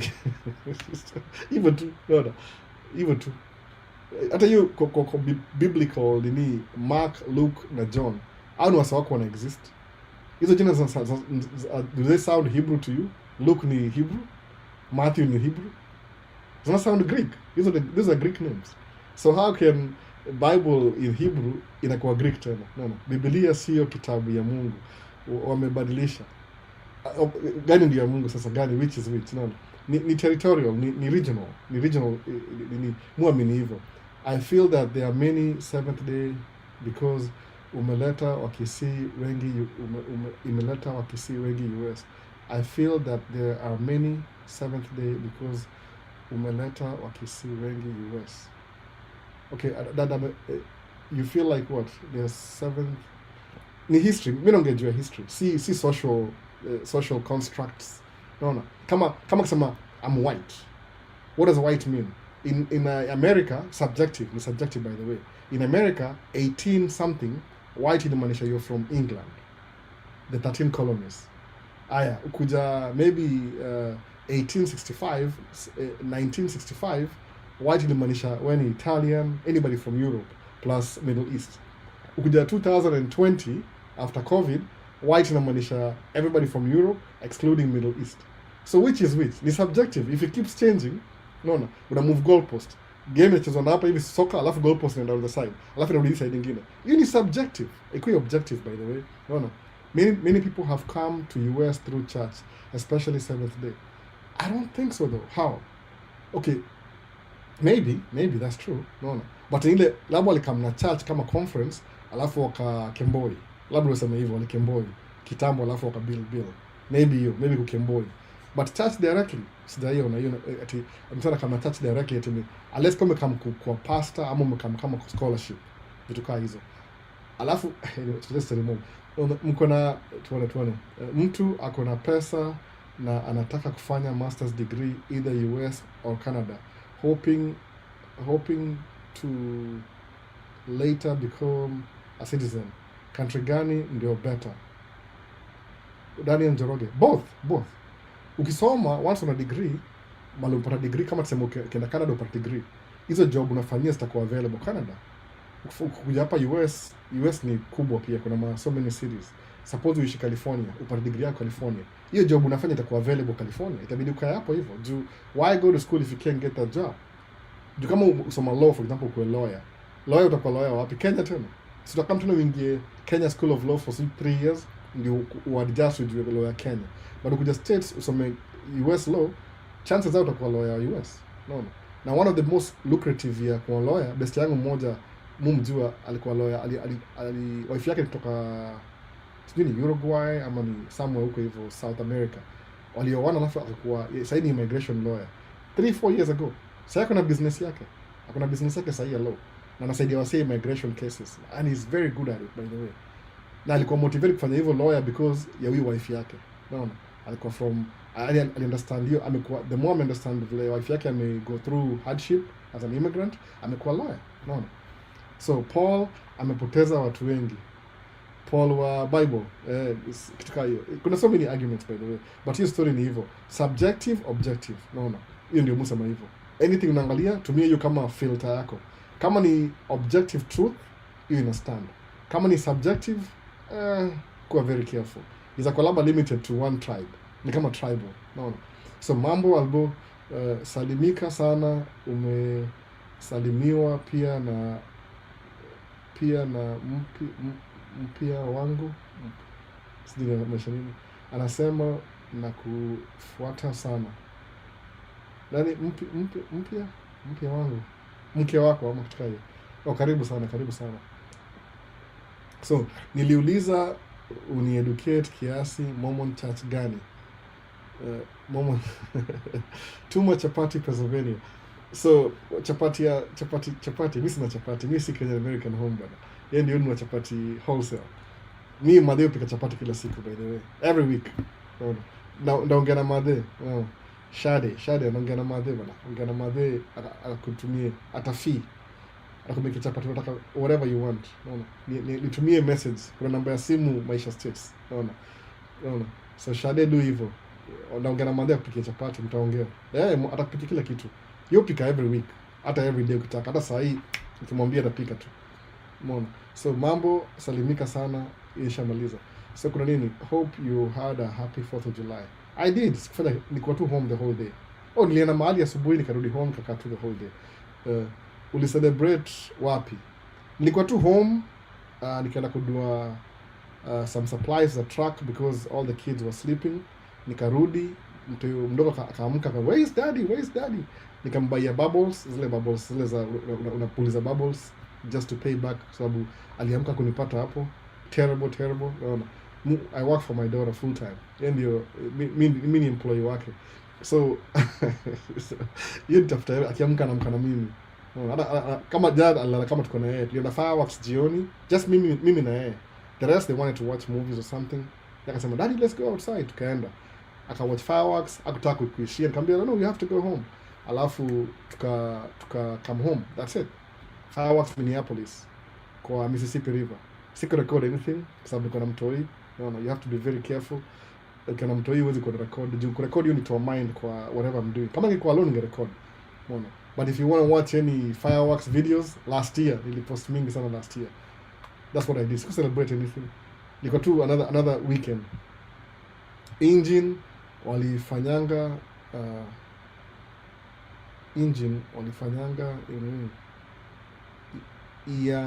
imepoteza injili, viungo wakiongea na JWs. Si understand Kiswahili vizuri. Si understand. So smitten, kabisa mtoi wangu. So hey Albo, just checking in. Wow, have a wonderful new year. Happy birthday. Let's see. Nini ingine hapa kuna I used Sony HXR NX3 NX camera in live streaming in an event. It was my first time handling a big camera. Oh, Vincent, and I loved it. I'm advancing pole pole. I'm learning cameras. Thanks for your inspiration, bro. Oh, that's a good camera. Your HCR and X3. This was really camcorder. They're really good at what they do. Camcorder. I'm planning to buy one. Ya kwenda plane spotting. Vile sahi bado sina pesa. I'm still trying to like catch up na bills zangu. Niko on my second good check, so I'm too far. Maybe 4 checks hivi ndakuwa level. Nikishakuwa level kabisa ni ile unajua tukianza jobs huanza hivi, unaanza job na track, natumia credit, then nailipa. Credit, then nailipa. So the first month ndakuwa kama 2 months behind because I've used so much fuel na sijailipia because check inachelewa pia. Unajua check yangu inachelewa. So by the time check ina come, nalipa ile the first 2 weeks. Niko kama 4th week. So check yangu inachelewa kila saa. So check ya 3rd na ya 4th ndio mu catch up. When I do catch up, ndanunua kamera moja camcorder. Si cash, ndanunua credit, but at least I know I can afford it when that time comes. Alafu niko nikichukua naye kwa sababu iko very stable. See, it doesn't have the quality kama hii camera inatumia sahi, you see full frame, but it's really good though. Kwa hizi maneuver, iko na very good out of focus. Bro, niko na Mama's US ananiambia nisake cash app, na cash app iko only UK and US. Ni sake cash app. So General Michael, so ukiniambia anitumie mimi pesa alafu nikutumie, I'm not gonna do that. Unfortunately, I'm not gonna do that. Ita tie down story yangu. So tafuta cash app download akutumie pesa. Mimi siwezi kusaidia na hiyo story by the way. Hii ni very risky kwangu. Unaona? Alafu unani bado ni unani, hebu tuone nasemaje. Alfi hujaenda tour ya cruise ship, ask wenda. Nilisikia too late. Hata siwezi enda by the way bado. Sio busy sana summer. Naona Wakenya wengi wameenda cruise ship this summer. Mimi job yangu yoga more summer. Naweza enda ya winter. Maybe niende ile ya Florida kwa sababu Florida ni warmer in the winter. But here Alaska by winter wame shut down due ina freezing, everything freezes. Maybe in the future ndaenda, maybe. Mimi nikienda nda vlog more than the Maris. Do you I don't know what I'll do. Depending on the quality. Nda fly drone, come on and allow. I'll go the easiest way. Ya msee ako ni anaweza tuma do Kenya ni gani? Ako wapi? Tuma do. Msee ako si I have Mama's ananiambia ni download cash app, which is impossible huku Kenya. General hata sijui, maybe akutumie, mwambie yeye a download mtu vya nini hapa tuone. Cash app, Sendwave, mwambie kutumia kwa Sendwave. Juu Sendwave ina send kwa nini, kwa Sendwave ni poa. Ama ile iko nini podcast waitangaje? Inaitwa nimesahau jina, iko nini podcast au promote hiyo. Atatuma through hiyo. Juu Cash app sijui ina connect directly. You need an account the other side. So Lemfi. Mwambie tumie Lemfi, alafu mwambie tumie promo code ya iko nini podcast Lemfi. Upate $20 whatever. Tumia Lemfi ama Sendwave. But Cash app nisikujua by the way. Hata you telling me something I didn't know. Hapa situmie Cash app. Natuma tu pesa directly. Inatoka na imeshafika. Kama yani hii mambo ya cell phone sending money imeanzia Kenya by the way. Alafu nikuja US wame-struggle mpaka mwisho wamekubali. Unajua baadaye nini hiyo Safaricom hiyo ni innovation nyingine kubwa sana. Yaani imeanzia Kenya alafu ikakam US. So siwe underestimate nini hiyo itongaje ya Safaricom imesahau jina pia. Sawa vitu leo. Imeanzia Kenya. So hapa Cash App ni ina force juu kuna Venmo, kuna Cash App na kuna Zelle.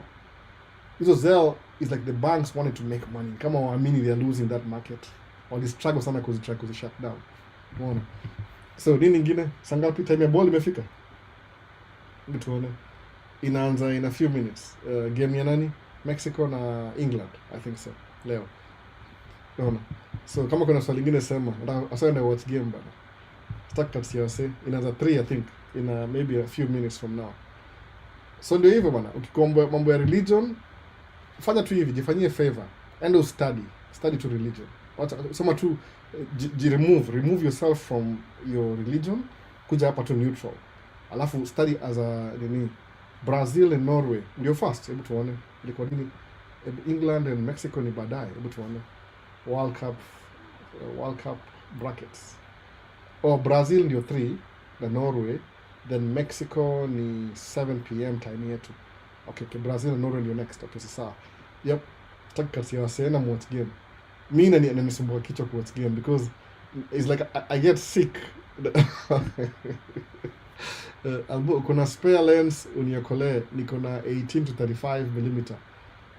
Sina kama lens gani sina spare, by then ndakuuzia because I'm trying to nataka kununua lens ya 50 to 150 Sony ni $4,000, and I know why. Nikinunua hiyo lens itanisaidia sababu ni 2.0 throughout, no.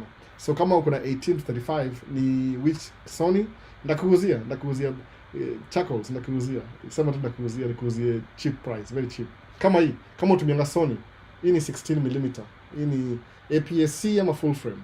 Canon, sina Canon unfortunately, sina Canon anything, sina Canon, nilipatiana Canon yangu ile nilipatiana, iko na bro ndiye ako naye, na bro akapatia Guru Visuals yake, so wali exchange, wali move hivyo.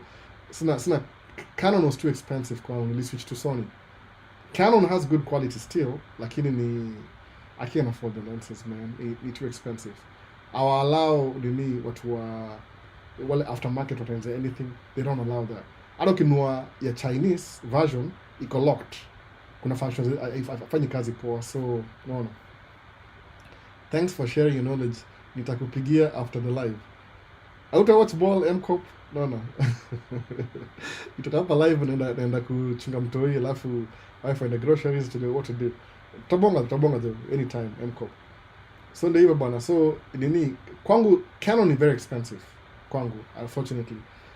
Juu mutumia full frame, alafu full frame ni in the beginning hii R mount Brazil and Norway, and hiyo Vincent. R mount ni kuna vile lens zake ni mpya, so hata kuna kwa used market, so ni very expensive.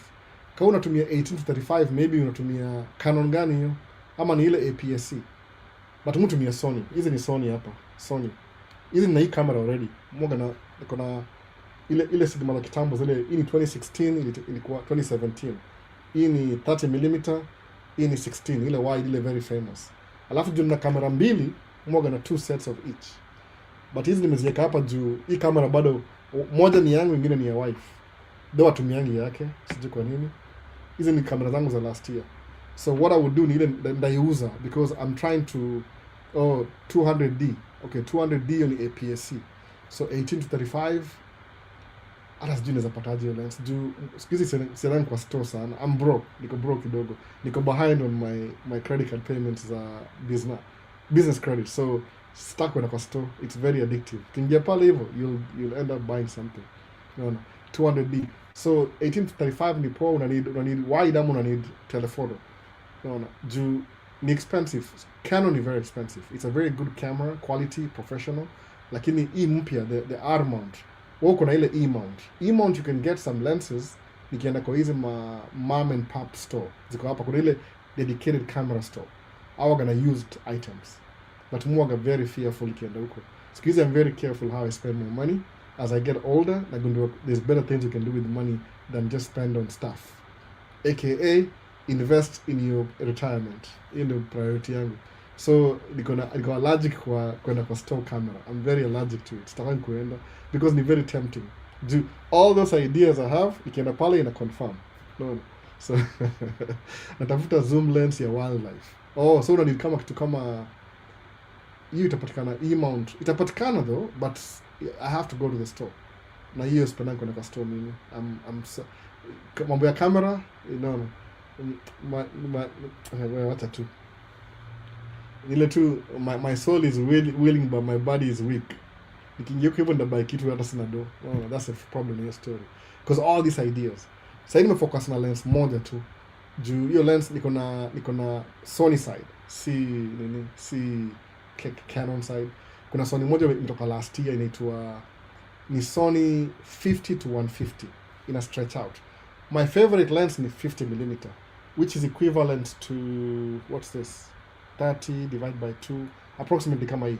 Juu 50 ndio ile mupo natumia 50 because inakupatia picha ile the way your eyes see things as close as possible, 45 to 50 hapo. So hii ni 50 to 150, iko na zoom kidogo na inaanzia 50. Umeona?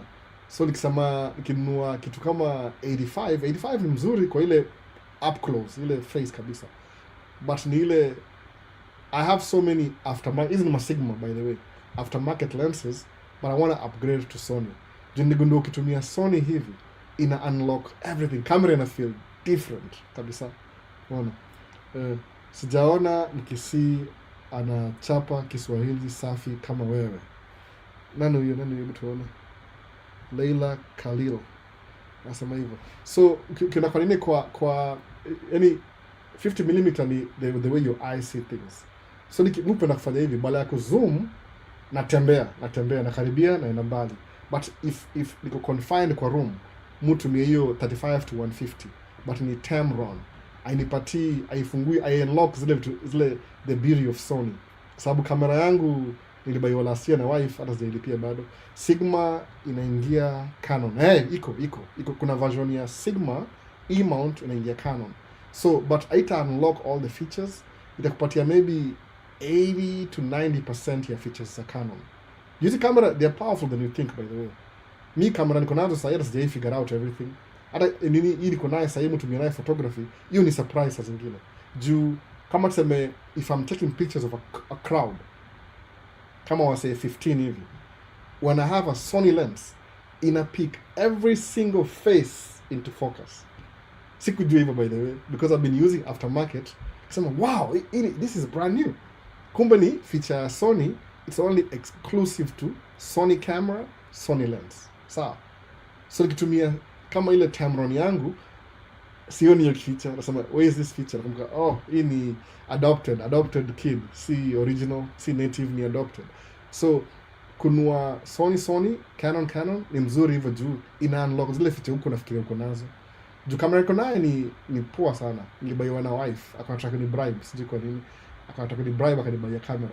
Ilikuwa, I know why it was cheap last year, because sasa kuna Sony Alpha 7R5, kuna 6 sahi, sasa kuna 5, iko na 62 megapixels. Hiyo kamera ni kama $3,000 hivi. Siku alinunua yeye, so I'm hoping ni pay off ndio asiniweke kwa nini, kwa choke hold, aseme nilikubaia camera one day, sitaki nikuwe victim bribery. So ni kamera poa sana, ina unlock new features. So ndio nimekuwa do more photography than video ni hii hapa. Hii ni kamera yangu ya video, inaitwa FX2. Pia hiyo inatumia Sigma, ni Sigma lens, ni Sigma. So that's what it is. Unaanza na Sigma alafu una improve to Sony. If you kama ni professional, una do professional, you're getting paid, preferably native camera, native lens. But kama wewe ni semi professional na hobbies na kitu kama hiyo, experiment, you're learning, tumia Canon na Sigma, utazipata Sigma. Anything you want Sigma iko nayo, especially my E-mount kuna mingi sana. So usikufe moyo, ziko, they are available. Mtumia Sigma. Hii ni Sigma by the way. This look, because I'm not trying anything creative, ni video tu. So na set up na malizana nayo. Ukiniambia how to set up a camera, lazima ni think. Juu nimelearn over time by making mistakes. More gonna learn hivyo. Something new, I just learn na figure out naendelea. But ile niko obsessed kulearn hiyo kitu mpaka na figure out. Siku hizi I'm very comfortable with my camera. Very comfortable. Kama photography siku hizi, hata nime-improve. I take more photos than video. Because photos naweza kama mtoto wangu kwa mgongo hapa na ile baby carrier, ishe camera na nipige picha. Asipotee. So great, thanks for the advice. Kuna zile zoom lens za white, hizo za white hizo ni mazoom. But unajua pia ya white, hizo ma zoom lens mostly hazikuwangi poa kwa giza, ni poa mchana. Because kuna lens moja inaitwa ya Canon inaitwa ni 2.8, alafu sijui ni 600mm, $11,000. Huwezi afford it. Okay, you can afford it, but for $11,000 uzanunua cameras doing ngapi na lens ngapi, which will still make you money. So you could reserve for professionals. but si lazima uende kwa Canon, enda kwa Sigma, Tamron, tafuta ingine chini. Mi naweza know hiyo 11,000 but I don't know what's gonna happen. Ndafukuzwa kwa nyumba, something will happen, something drastic will happen, they'll kick me out. So niko addicted kwa camera, so must stay away from all the stores siku hizi. Naenda tu home, naenda shopping, narudi, naenda hapa narudi, na kana mtoi wangu. It saves me a lot of money. Junazeka. Sasa unajua niko how old sahi? Mimi ni mzee, na karibia 50. So sitaki story mob.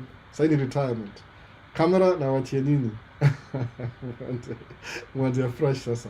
But photography ni mzuri juu if you master photography kwanza, video ina work out. Juu video ni photography ni still photos, video ni moving pictures. Same thing. No. So if you figure out kwa photography, the only difference ni able to moving, ni almost the same. Moving ni ile kiada ku move your shutter speed nini, kuna very small difference ya moving pictures na nini, but it's the same concept. Una shoot raw photography, una shoot raw video, una edit hivi, una edit hivi, the same thing. Umeona? But it doesn't make any sense kama uifanyi. Think about it, go do it. Musamanga hivyo. If you're thinking about something, you're better off just doing it. Juksamati, I'm thinking about it, na kwa brainstorm, hiyo ni kwa it's in your mind. Chukua camera, go take pictures ya maua, enda upige picha maua, street lights, city, matri, eni utashangaa. Na ule mseto nani ule Kena, crazy Kena. Yosema wazungu wakikam Kenya, out after zile only the bad things about Kenya. Juu anaponya shit video. Crazy Kenya gamjinga sana. Ni hivyo. So fanya hivi, photography ni hivi. If it's safe for you to do so, go out. Chukua kamera yako. Go out. Enda kwa streets, panda kwa bridges. Piga picha magari zikipita hivi. Angalia kamera. Ili capture kwa nini? Increase shutter speed. F-stop. 1/6000. Freeze your frame. Upiga matrini kama imesimama. Piga hiyo freeze. Aya, piga ile iko na motion. Kitu kama hiyo. Unaona? Leo nimemake $20. Good. $20. Good. Endelea hivyo. Piga picha. Enda on Sunday kwa streets. Wale wasa wanaduma TikTok. Wapige picha for free. Piga tu picha for free. Snap. Enda uziangalie. I tried this, I tried that. Hivyo mfanyanga hivyo. Siku hizi kama niko preset. Niko tu in the zone. Alafu the first mfanya hivi. Habit yangu ya camera ni hivi. Juu nishafanya mistake before. The first thing I do ni ile before niende out, mupiga picha random. Alafu naiangalia. Na mwisho kama memory iko ndani ya camera juu. Kuna one day nimeona camera nikasahau memory kwa computer. Man, it was the worst day ever. So siku hizi na ile habit ile. Napiga picha kwanza alafu naiangalia. Nikiona memory is missing, naingisha memory ndani. Alafu naenda. Go out there and practice. Hakuna kitu kingine by the way. Hizi masemina muenda kwa hizi seminar once in a while. Au sema all you gotta do, chukua kamera yako. Bora ni safe. Usiende place ati mtu anaweza kuibia kamera, juu kamera pia ni valuable. Enda place iko safe. Panda juu ya bridge, magari zinapita, piga picha. I'm telling you man, sunset, sunrise, clouds, rainy, anything, freeze the moment. Naona ya picha. Enda airport, angalia mandege zikifly. Hauwezi ingia airport ndani, zikuja kuland. Simama pale Mombasa Road, piga picha, freeze your frame. Naona utashangaa. Maybe utapiga hiyo picha saa hii, next time usikie Emirates imenunua picha yako, specific yako. How much do you want for this picture? Unajua ukipiga picha ni yako, you own it. Useme I want $2,000, akupate $2,000, naona. Ama in Masai Mara, sunset, man, do whatever you can. And hata Naivasha kwa Rift Valley, piga picha. Naona. Kama uwezi tafuta lens nyingine, omba mtu lens, utupige picha alafu ubaki na. Mimi mfanya hivyo sasa zingine kienda mali na mbala, can I use your lens quick? Well, no, I just want to okay, anipatia. Amrudisha lens yake. Sema, hii si mbaya, ni poa. Uzuri hapa US you can rent. Uza rent pia. If you can afford one, come in one of these days and rent you 50 to 150 for a weekend. Ni rent tu. You ile is like you're paying for your own education because unajifundisha wewe mwenyewe. Unaona? Unataka make vlog, record video, press record video, ongea. Sikiza nimejua, nime manage pace yangu. Nikianza channel niko naongea vile muongea na sis ama na bro. Just compete. Tunaongea haraka familia yetu. Ile you want to get your point as fast as possible before msako cut short. So siku hizi because mu do video, nimetry ku slow down vile muongea. Sije kama mme notice by the way. Niambie kama mme notice. Nime slow down kidogo. Bado mujishika once in a while, but nimetry ku slow down kiongea, especially in the drive. Nasema I want people to get it. Sitaki kuongea too fast. They want some point step by step. hata nikiargue na wife mu argue pole mu argue kispaki slow motion. What were you saying? Anabweka na nini yako because at least ukiargue the pace ushiki asira ina take time before ingie. So anabweka before mimi nimweke. It works out perfectly. Any marriage advice for free. Send me the check napatia baadaye. Na slow down to speech ile. Same thing na camera. Go out there, record. Kama una vlog. Sometimes hata si vile wewe unaongea ni whatever is on your background ndio the main thing. Si wewe mwenyewe. So man, muwe na kila mahali. Kama saa hii ningeamka asubuhi niende kwa lake. Tupiga picha huko kwa lake. Enda pale Uhuru Park. Sijui kama bado Uhuru Park bado iko. Angalia maji na city ile skyline ya Nairobi. Tafuta hiyo angle, piga picha mali kuna maji na city. Piga picha si moja pekee, piga kadhaa. Change my setting. Piga hii, piga. Paka ufigure out ile one of them itakuwa poa. Alafu ende uipost Instagram. Usikae tu nayo kwa camera, ende uipost. Tukuje tuione. Utashangaa sana by the way. Kuzo piga picha. Yeye ame encourage by the way Kuzo. Hata aliwacha sijui nini mbaya naye. Aliwacha. Ame influence but yoga hivyo. Which is the most important, body or lens? Kusema kweli ni lens. Lens ndio kila kitu. Creativity inakaming na lens. Kama hii ni Sigma, hii ni kama 50mm, hii ni 30mm. So imeanzia 1.4. So 1.4 iko na ile kama artistic way. Itafanya hivi. It will get the subject alafu ita blur background. Sawa, 1.4. Anything 1.8 f focal length. 1.8, 1.4, 1.2. Utapata ngeui wewe background ime disappear. The closer you get, the farther you get, una move you. Kila kamera iko nayo. Sina kamera hapa. Ningeonyesha f-spot. Ni make video. EC channel nini? Uko wapi US? Niko Minneapolis, Minnesota. Kwa Native Americans, Minnesota. Dakota tribe. Wanaishi hapa. Semi Ongoso waliiba hii place. Dakota tribe. Niko Minneapolis, Minnesota. Wanaishi huko hivi.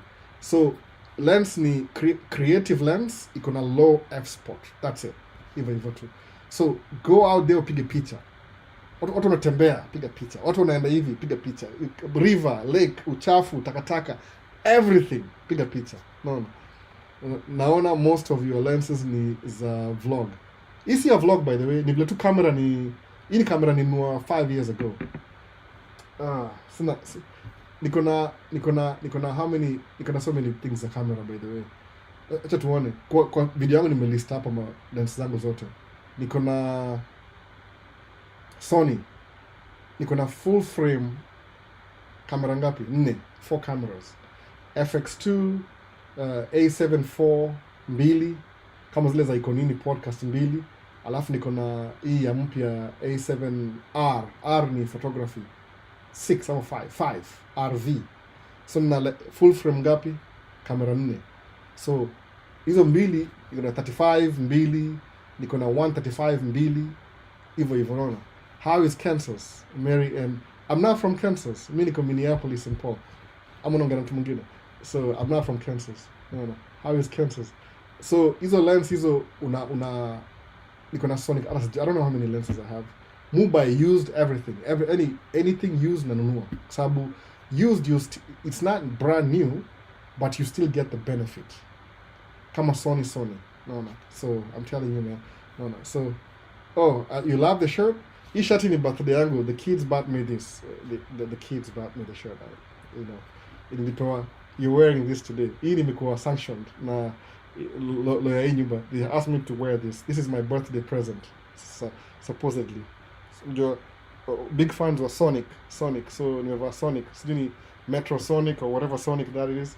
No. So that's what it is. Jenny Sampere. I love photography. I take pictures of anything, even insects, which is the best camera to start with. Man, I don't even know. Anza na chukua Sony. Sababu niko na hiyo lens by the way. Niko na hiyo lens ya macro lens. Macro lens ni ile 1:1. Okay, the first time ninunua lens ya macro, niko na shoot quinceañera ya one of my friends. So that quinceañera ilinipa pesa kununua macro. Macro lens ni ile na shoot 1:1. I don't shoot the tiniest thing. Inaonekana kama it's blown up. Aina ile 1:1 inamaanisha hakuna how do I explain this? Yani actual size, inachukua actual size ya hiyo nini, inaitwa macro macro lens ya Sony. Hiyo itwa iko na gani 100, iko mahali somewhere, I don't use it every day, but ni ile creative lens. Kuna lens nilinunua sijaitumia, kama kuna moja mtumia niko nayo ya movie, ya make movie, inaitwa anamorphic lens, mtumia nimetumia twice, ilikuwa expensive. No, that's how crazy it is. Unanunua anamorphic lens. Anamorphic lens ni ile cinema iko wide hivi, iko wide. No, niko Washington States, how do I talk to you? Namba yangu ya simu yoga Maisha States YouTube channel, same TikTok, same YouTube, same Facebook. Instagram iko different, I didn't get the name ilichukuliwa na mtu mwingine, Maisha States. So I think Maisha States official kwa Instagram or something like that ni different kidogo, but iko na namba ya simu kwa YouTube channel Maisha States, description section ya any video kuna namba yangu ya simu hapo. Ndio hii namba hapa, simu ndio hii. Nimeona kuna lens iko na 2 eyes, ni ya nini hiyo? Hiyo ilifaa kuwa ya 360 but ni specialized lens. On a daily basis probably you won't use it, au utaitumia sana, umeona hivyo. So photography ni hobby kwangu, I do it for fun. Hiyo ndio inanitoanga age kwa ile tu, yani when I'm doing it, juu iko vast. Niko na lens zote by the way, niko na zoom lens, kuna kila kitu.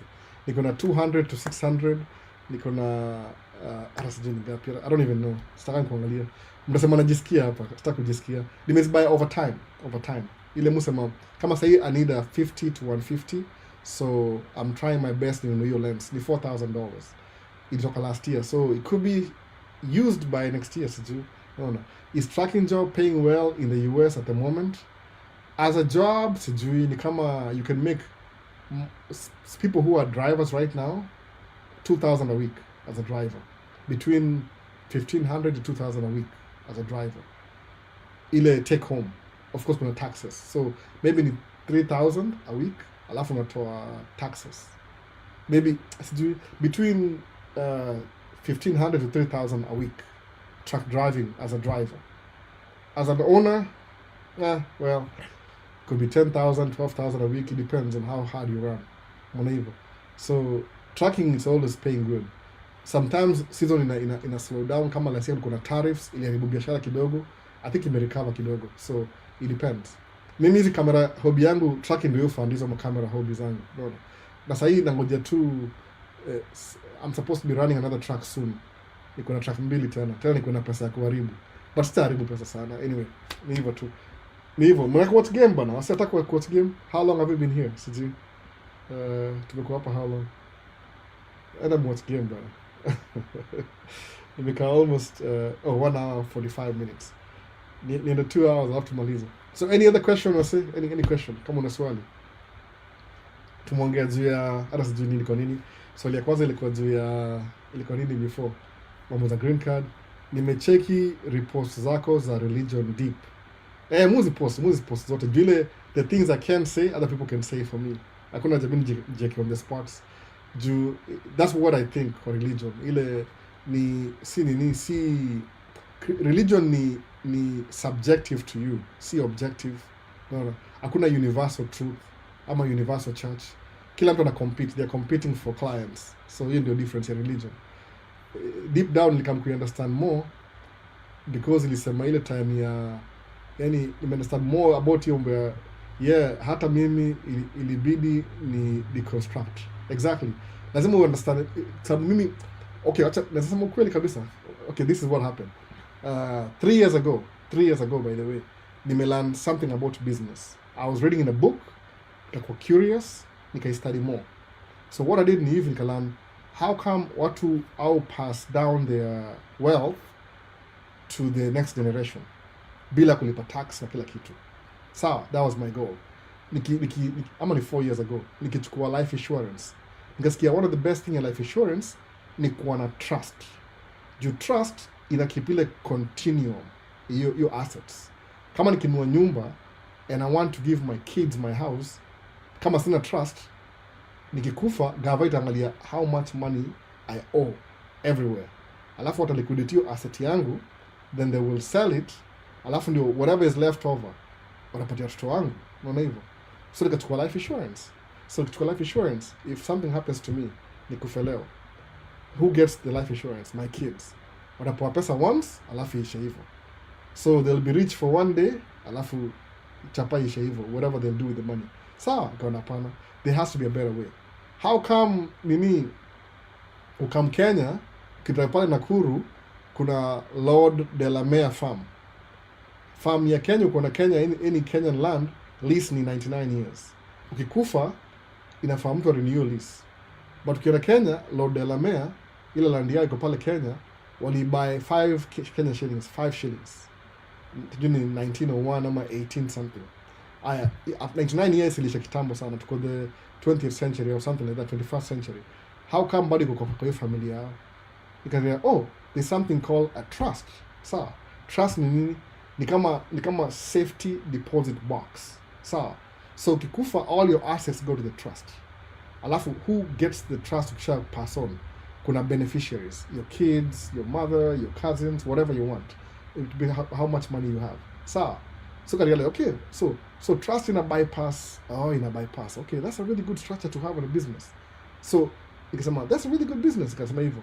So how come kugundua Catholic Church iko na trust, Seventh-day Adventist iko na trust, Baptist iko na trust. Wait a minute. So hizi churches iko na trust. No. Na kama your trust iko well established, na iko na pesa, that means your church ni bank. Your trust iko so valuable that over time, kama church kama sahi one of the richest church in the world, the Catholic Church, jumekuwa na hiyo trust yao for the last 2,000 years. Imagine interest kama ni 7%, interest ya 2,000 years na 7%. Imagine. No. Hii ni dongapi hiyo? Alafu iko so strict na hiyo mambo ya trust mpaka in the 15th 16th century, because the church was losing property to the priests. Wakaamua from now on, priests cannot marry anymore. Why? Because wakioa, according to the ile law ya common law, when you die, your next of kin wanachukua mali yako. Unaona? So meaning that mapriest wakioa, next of kin watoto wao wanachukua mali. So the church loses. Wakaamua from now on, priests don't marry. Kwa nini? Ndio isitoke nje, ibaki kwa hiyo within the whatever parish. I'm not the one saying it, by the way. There's a offended to say, that's not how it is. That's how it is. Nobody knows about that. Watu wengi tu ni casual Christians. Subscribe to, when a casual subscriber. I'm making a video for the casual too.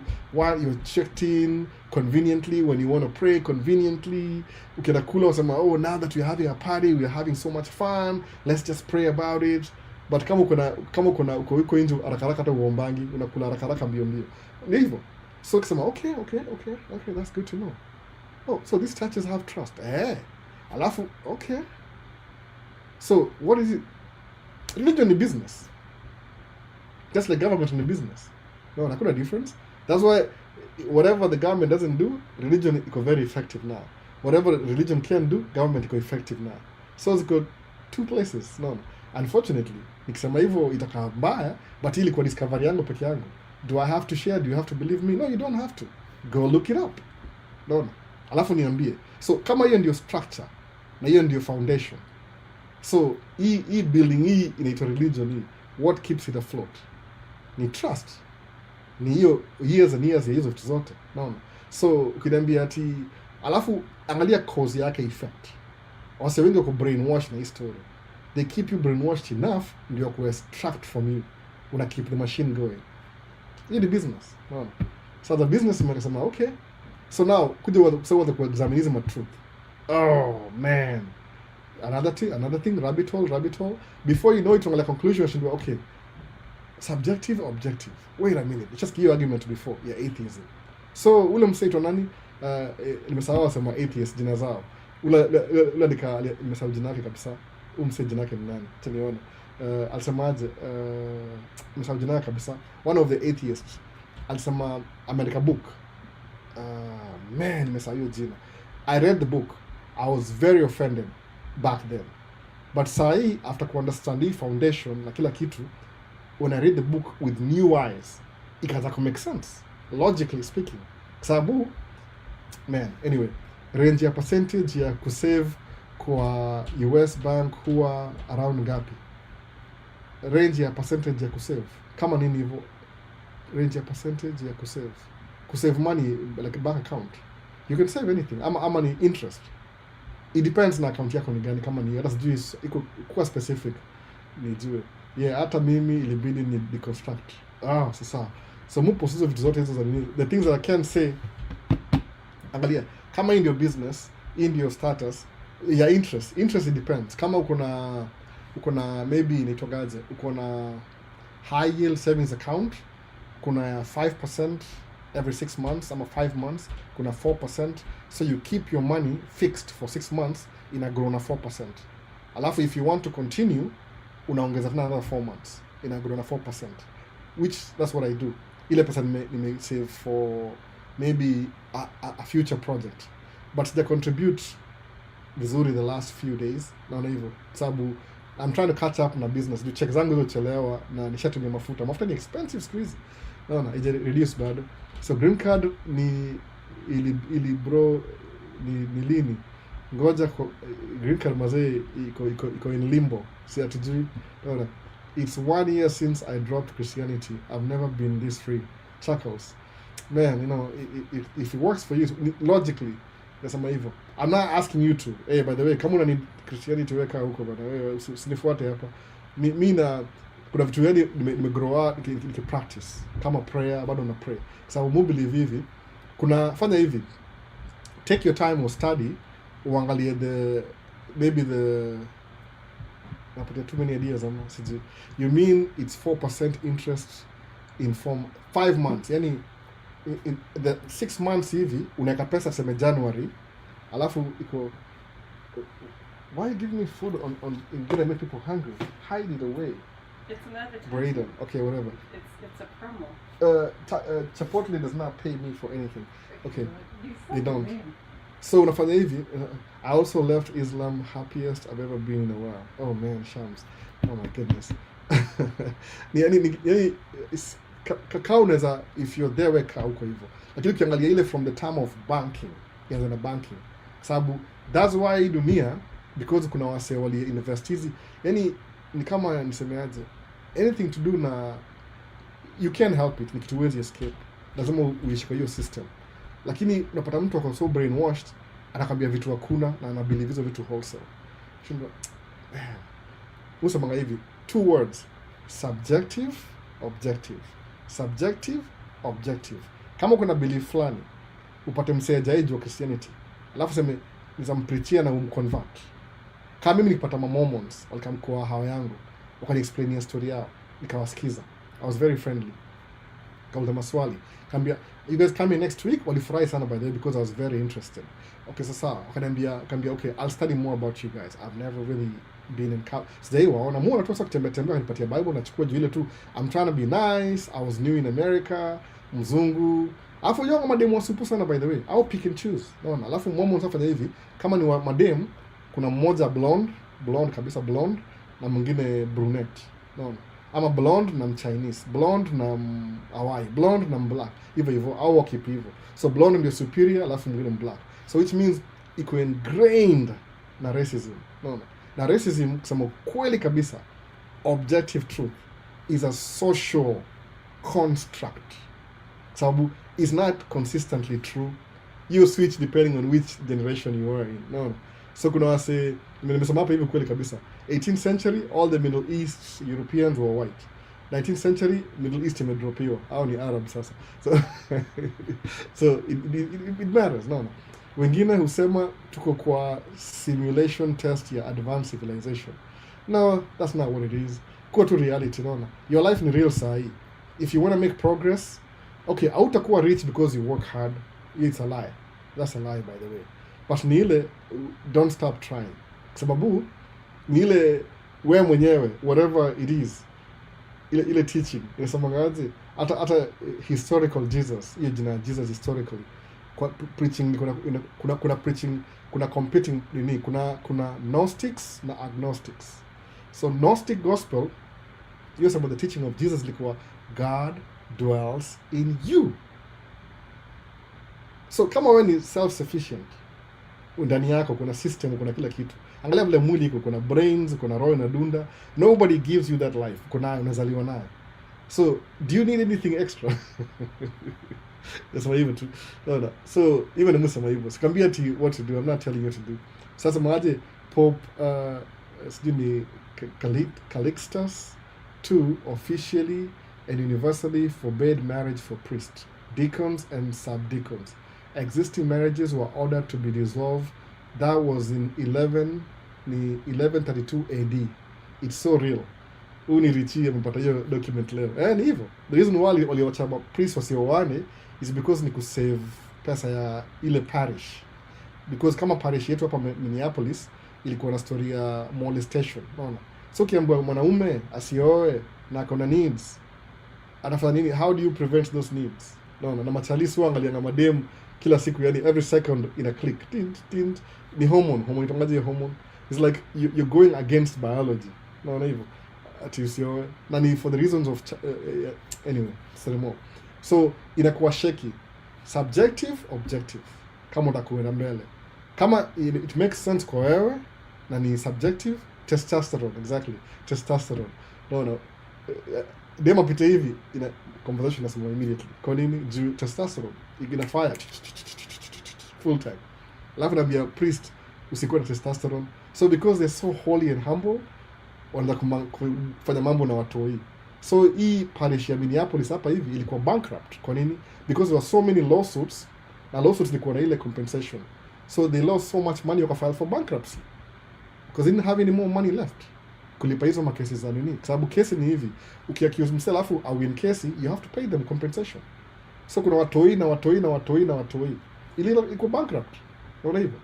So is it natural to you? Is it subjective or objective? Afadhali kwa kama wale mafadha wa Kenya, na mafadha Catholic but wana mawife kando chini ya maji. Unaona?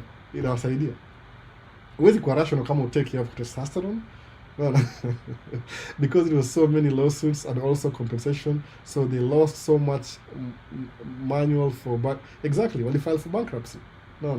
Juso kibaki una watoi una kumanza needs zako na watoto wale altar boys na nini, man, ni unnatural. So sema tu wote tuna nature ikue. When a human being, if you're thinking about something, your brain, musamanga hivyo, mimi particularly, I'm not so special, I'm very average. I'm extremely average, by the way. As average as, maybe niko below average kidogo tena. I don't see average kabisa, I'm below average. Jumi, nikitry kitu, ndio kufanya in the beginning, then I try again, and again, and again, and again, until, it makes sense. Good. So I'm very below average. Wewe kama uko average, you're thinking about something, do it. See what happens. No. Singoje siju confirm na religion ama my tribe, hata hiyo tribal achana na hiyo story mob. Tribal ni ujinga tu. Naona yani hiyo ni division, ni social kwa psychology ama si psychology, sociology, social construct imekuwa created na mtu for some benefits. Naona hivyo, mimi ni mkale, president mkale, na succeed na uko broke every day. Ama sema Brazil doesn't care about you. I will say, what's out, by the way? I was watching the World Cup. Most of them are millionaires. By the way, millionaires. No. I'm getting multi-millionaire. Our players are Kanini, because their job is to entertain the crowds, the masses. No, even. So the like, emotions, Brazil on a lose. Who cares? Win or lose, whatever. No. Nikilemu Friday ile squeezy. Nimegundua mbona Argentina ina wasa black. Because I know history. Why does Argentina ni Messi peke yake? Yeah, Messi, you're so good. How many black people who are good in soccer in Argentina, now they can never qualify for the national team? Kwa nini? Sponsored by racism. No.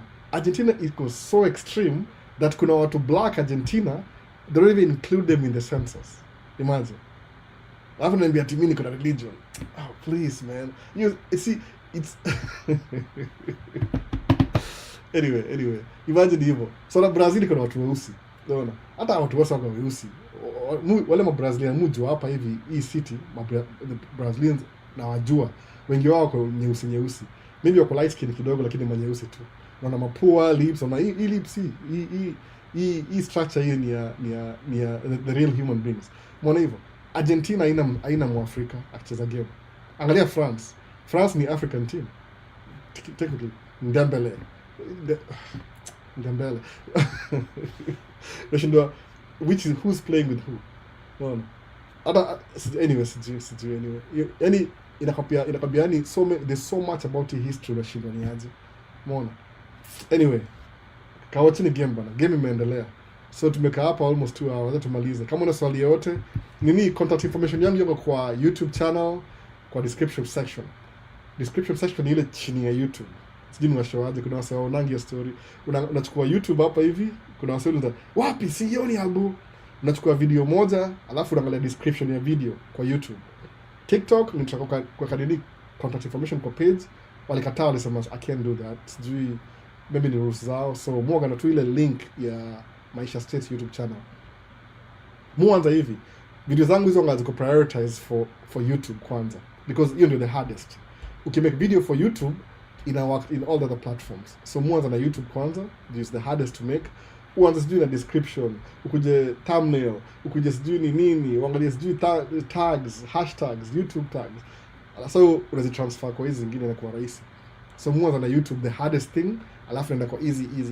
Hard in the beginning, easy. So if you want to get in touch, nitumie a text message. Ukiambia mambo ya camera, tutaongea na wewe the whole day, because I'm still learning how to do it too.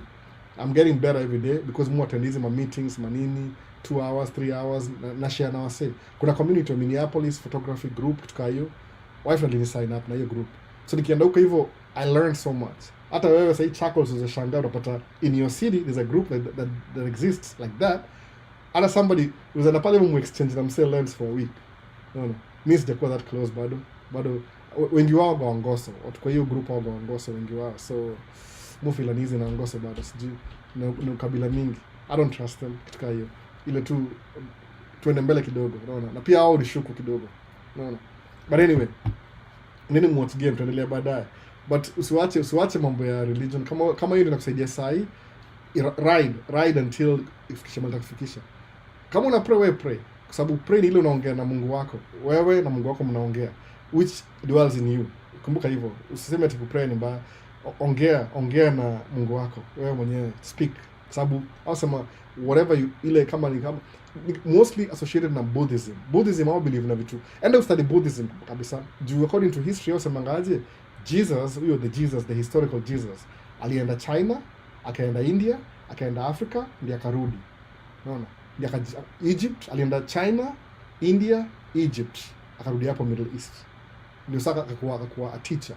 Akaona ile ali connection with himself, meditation.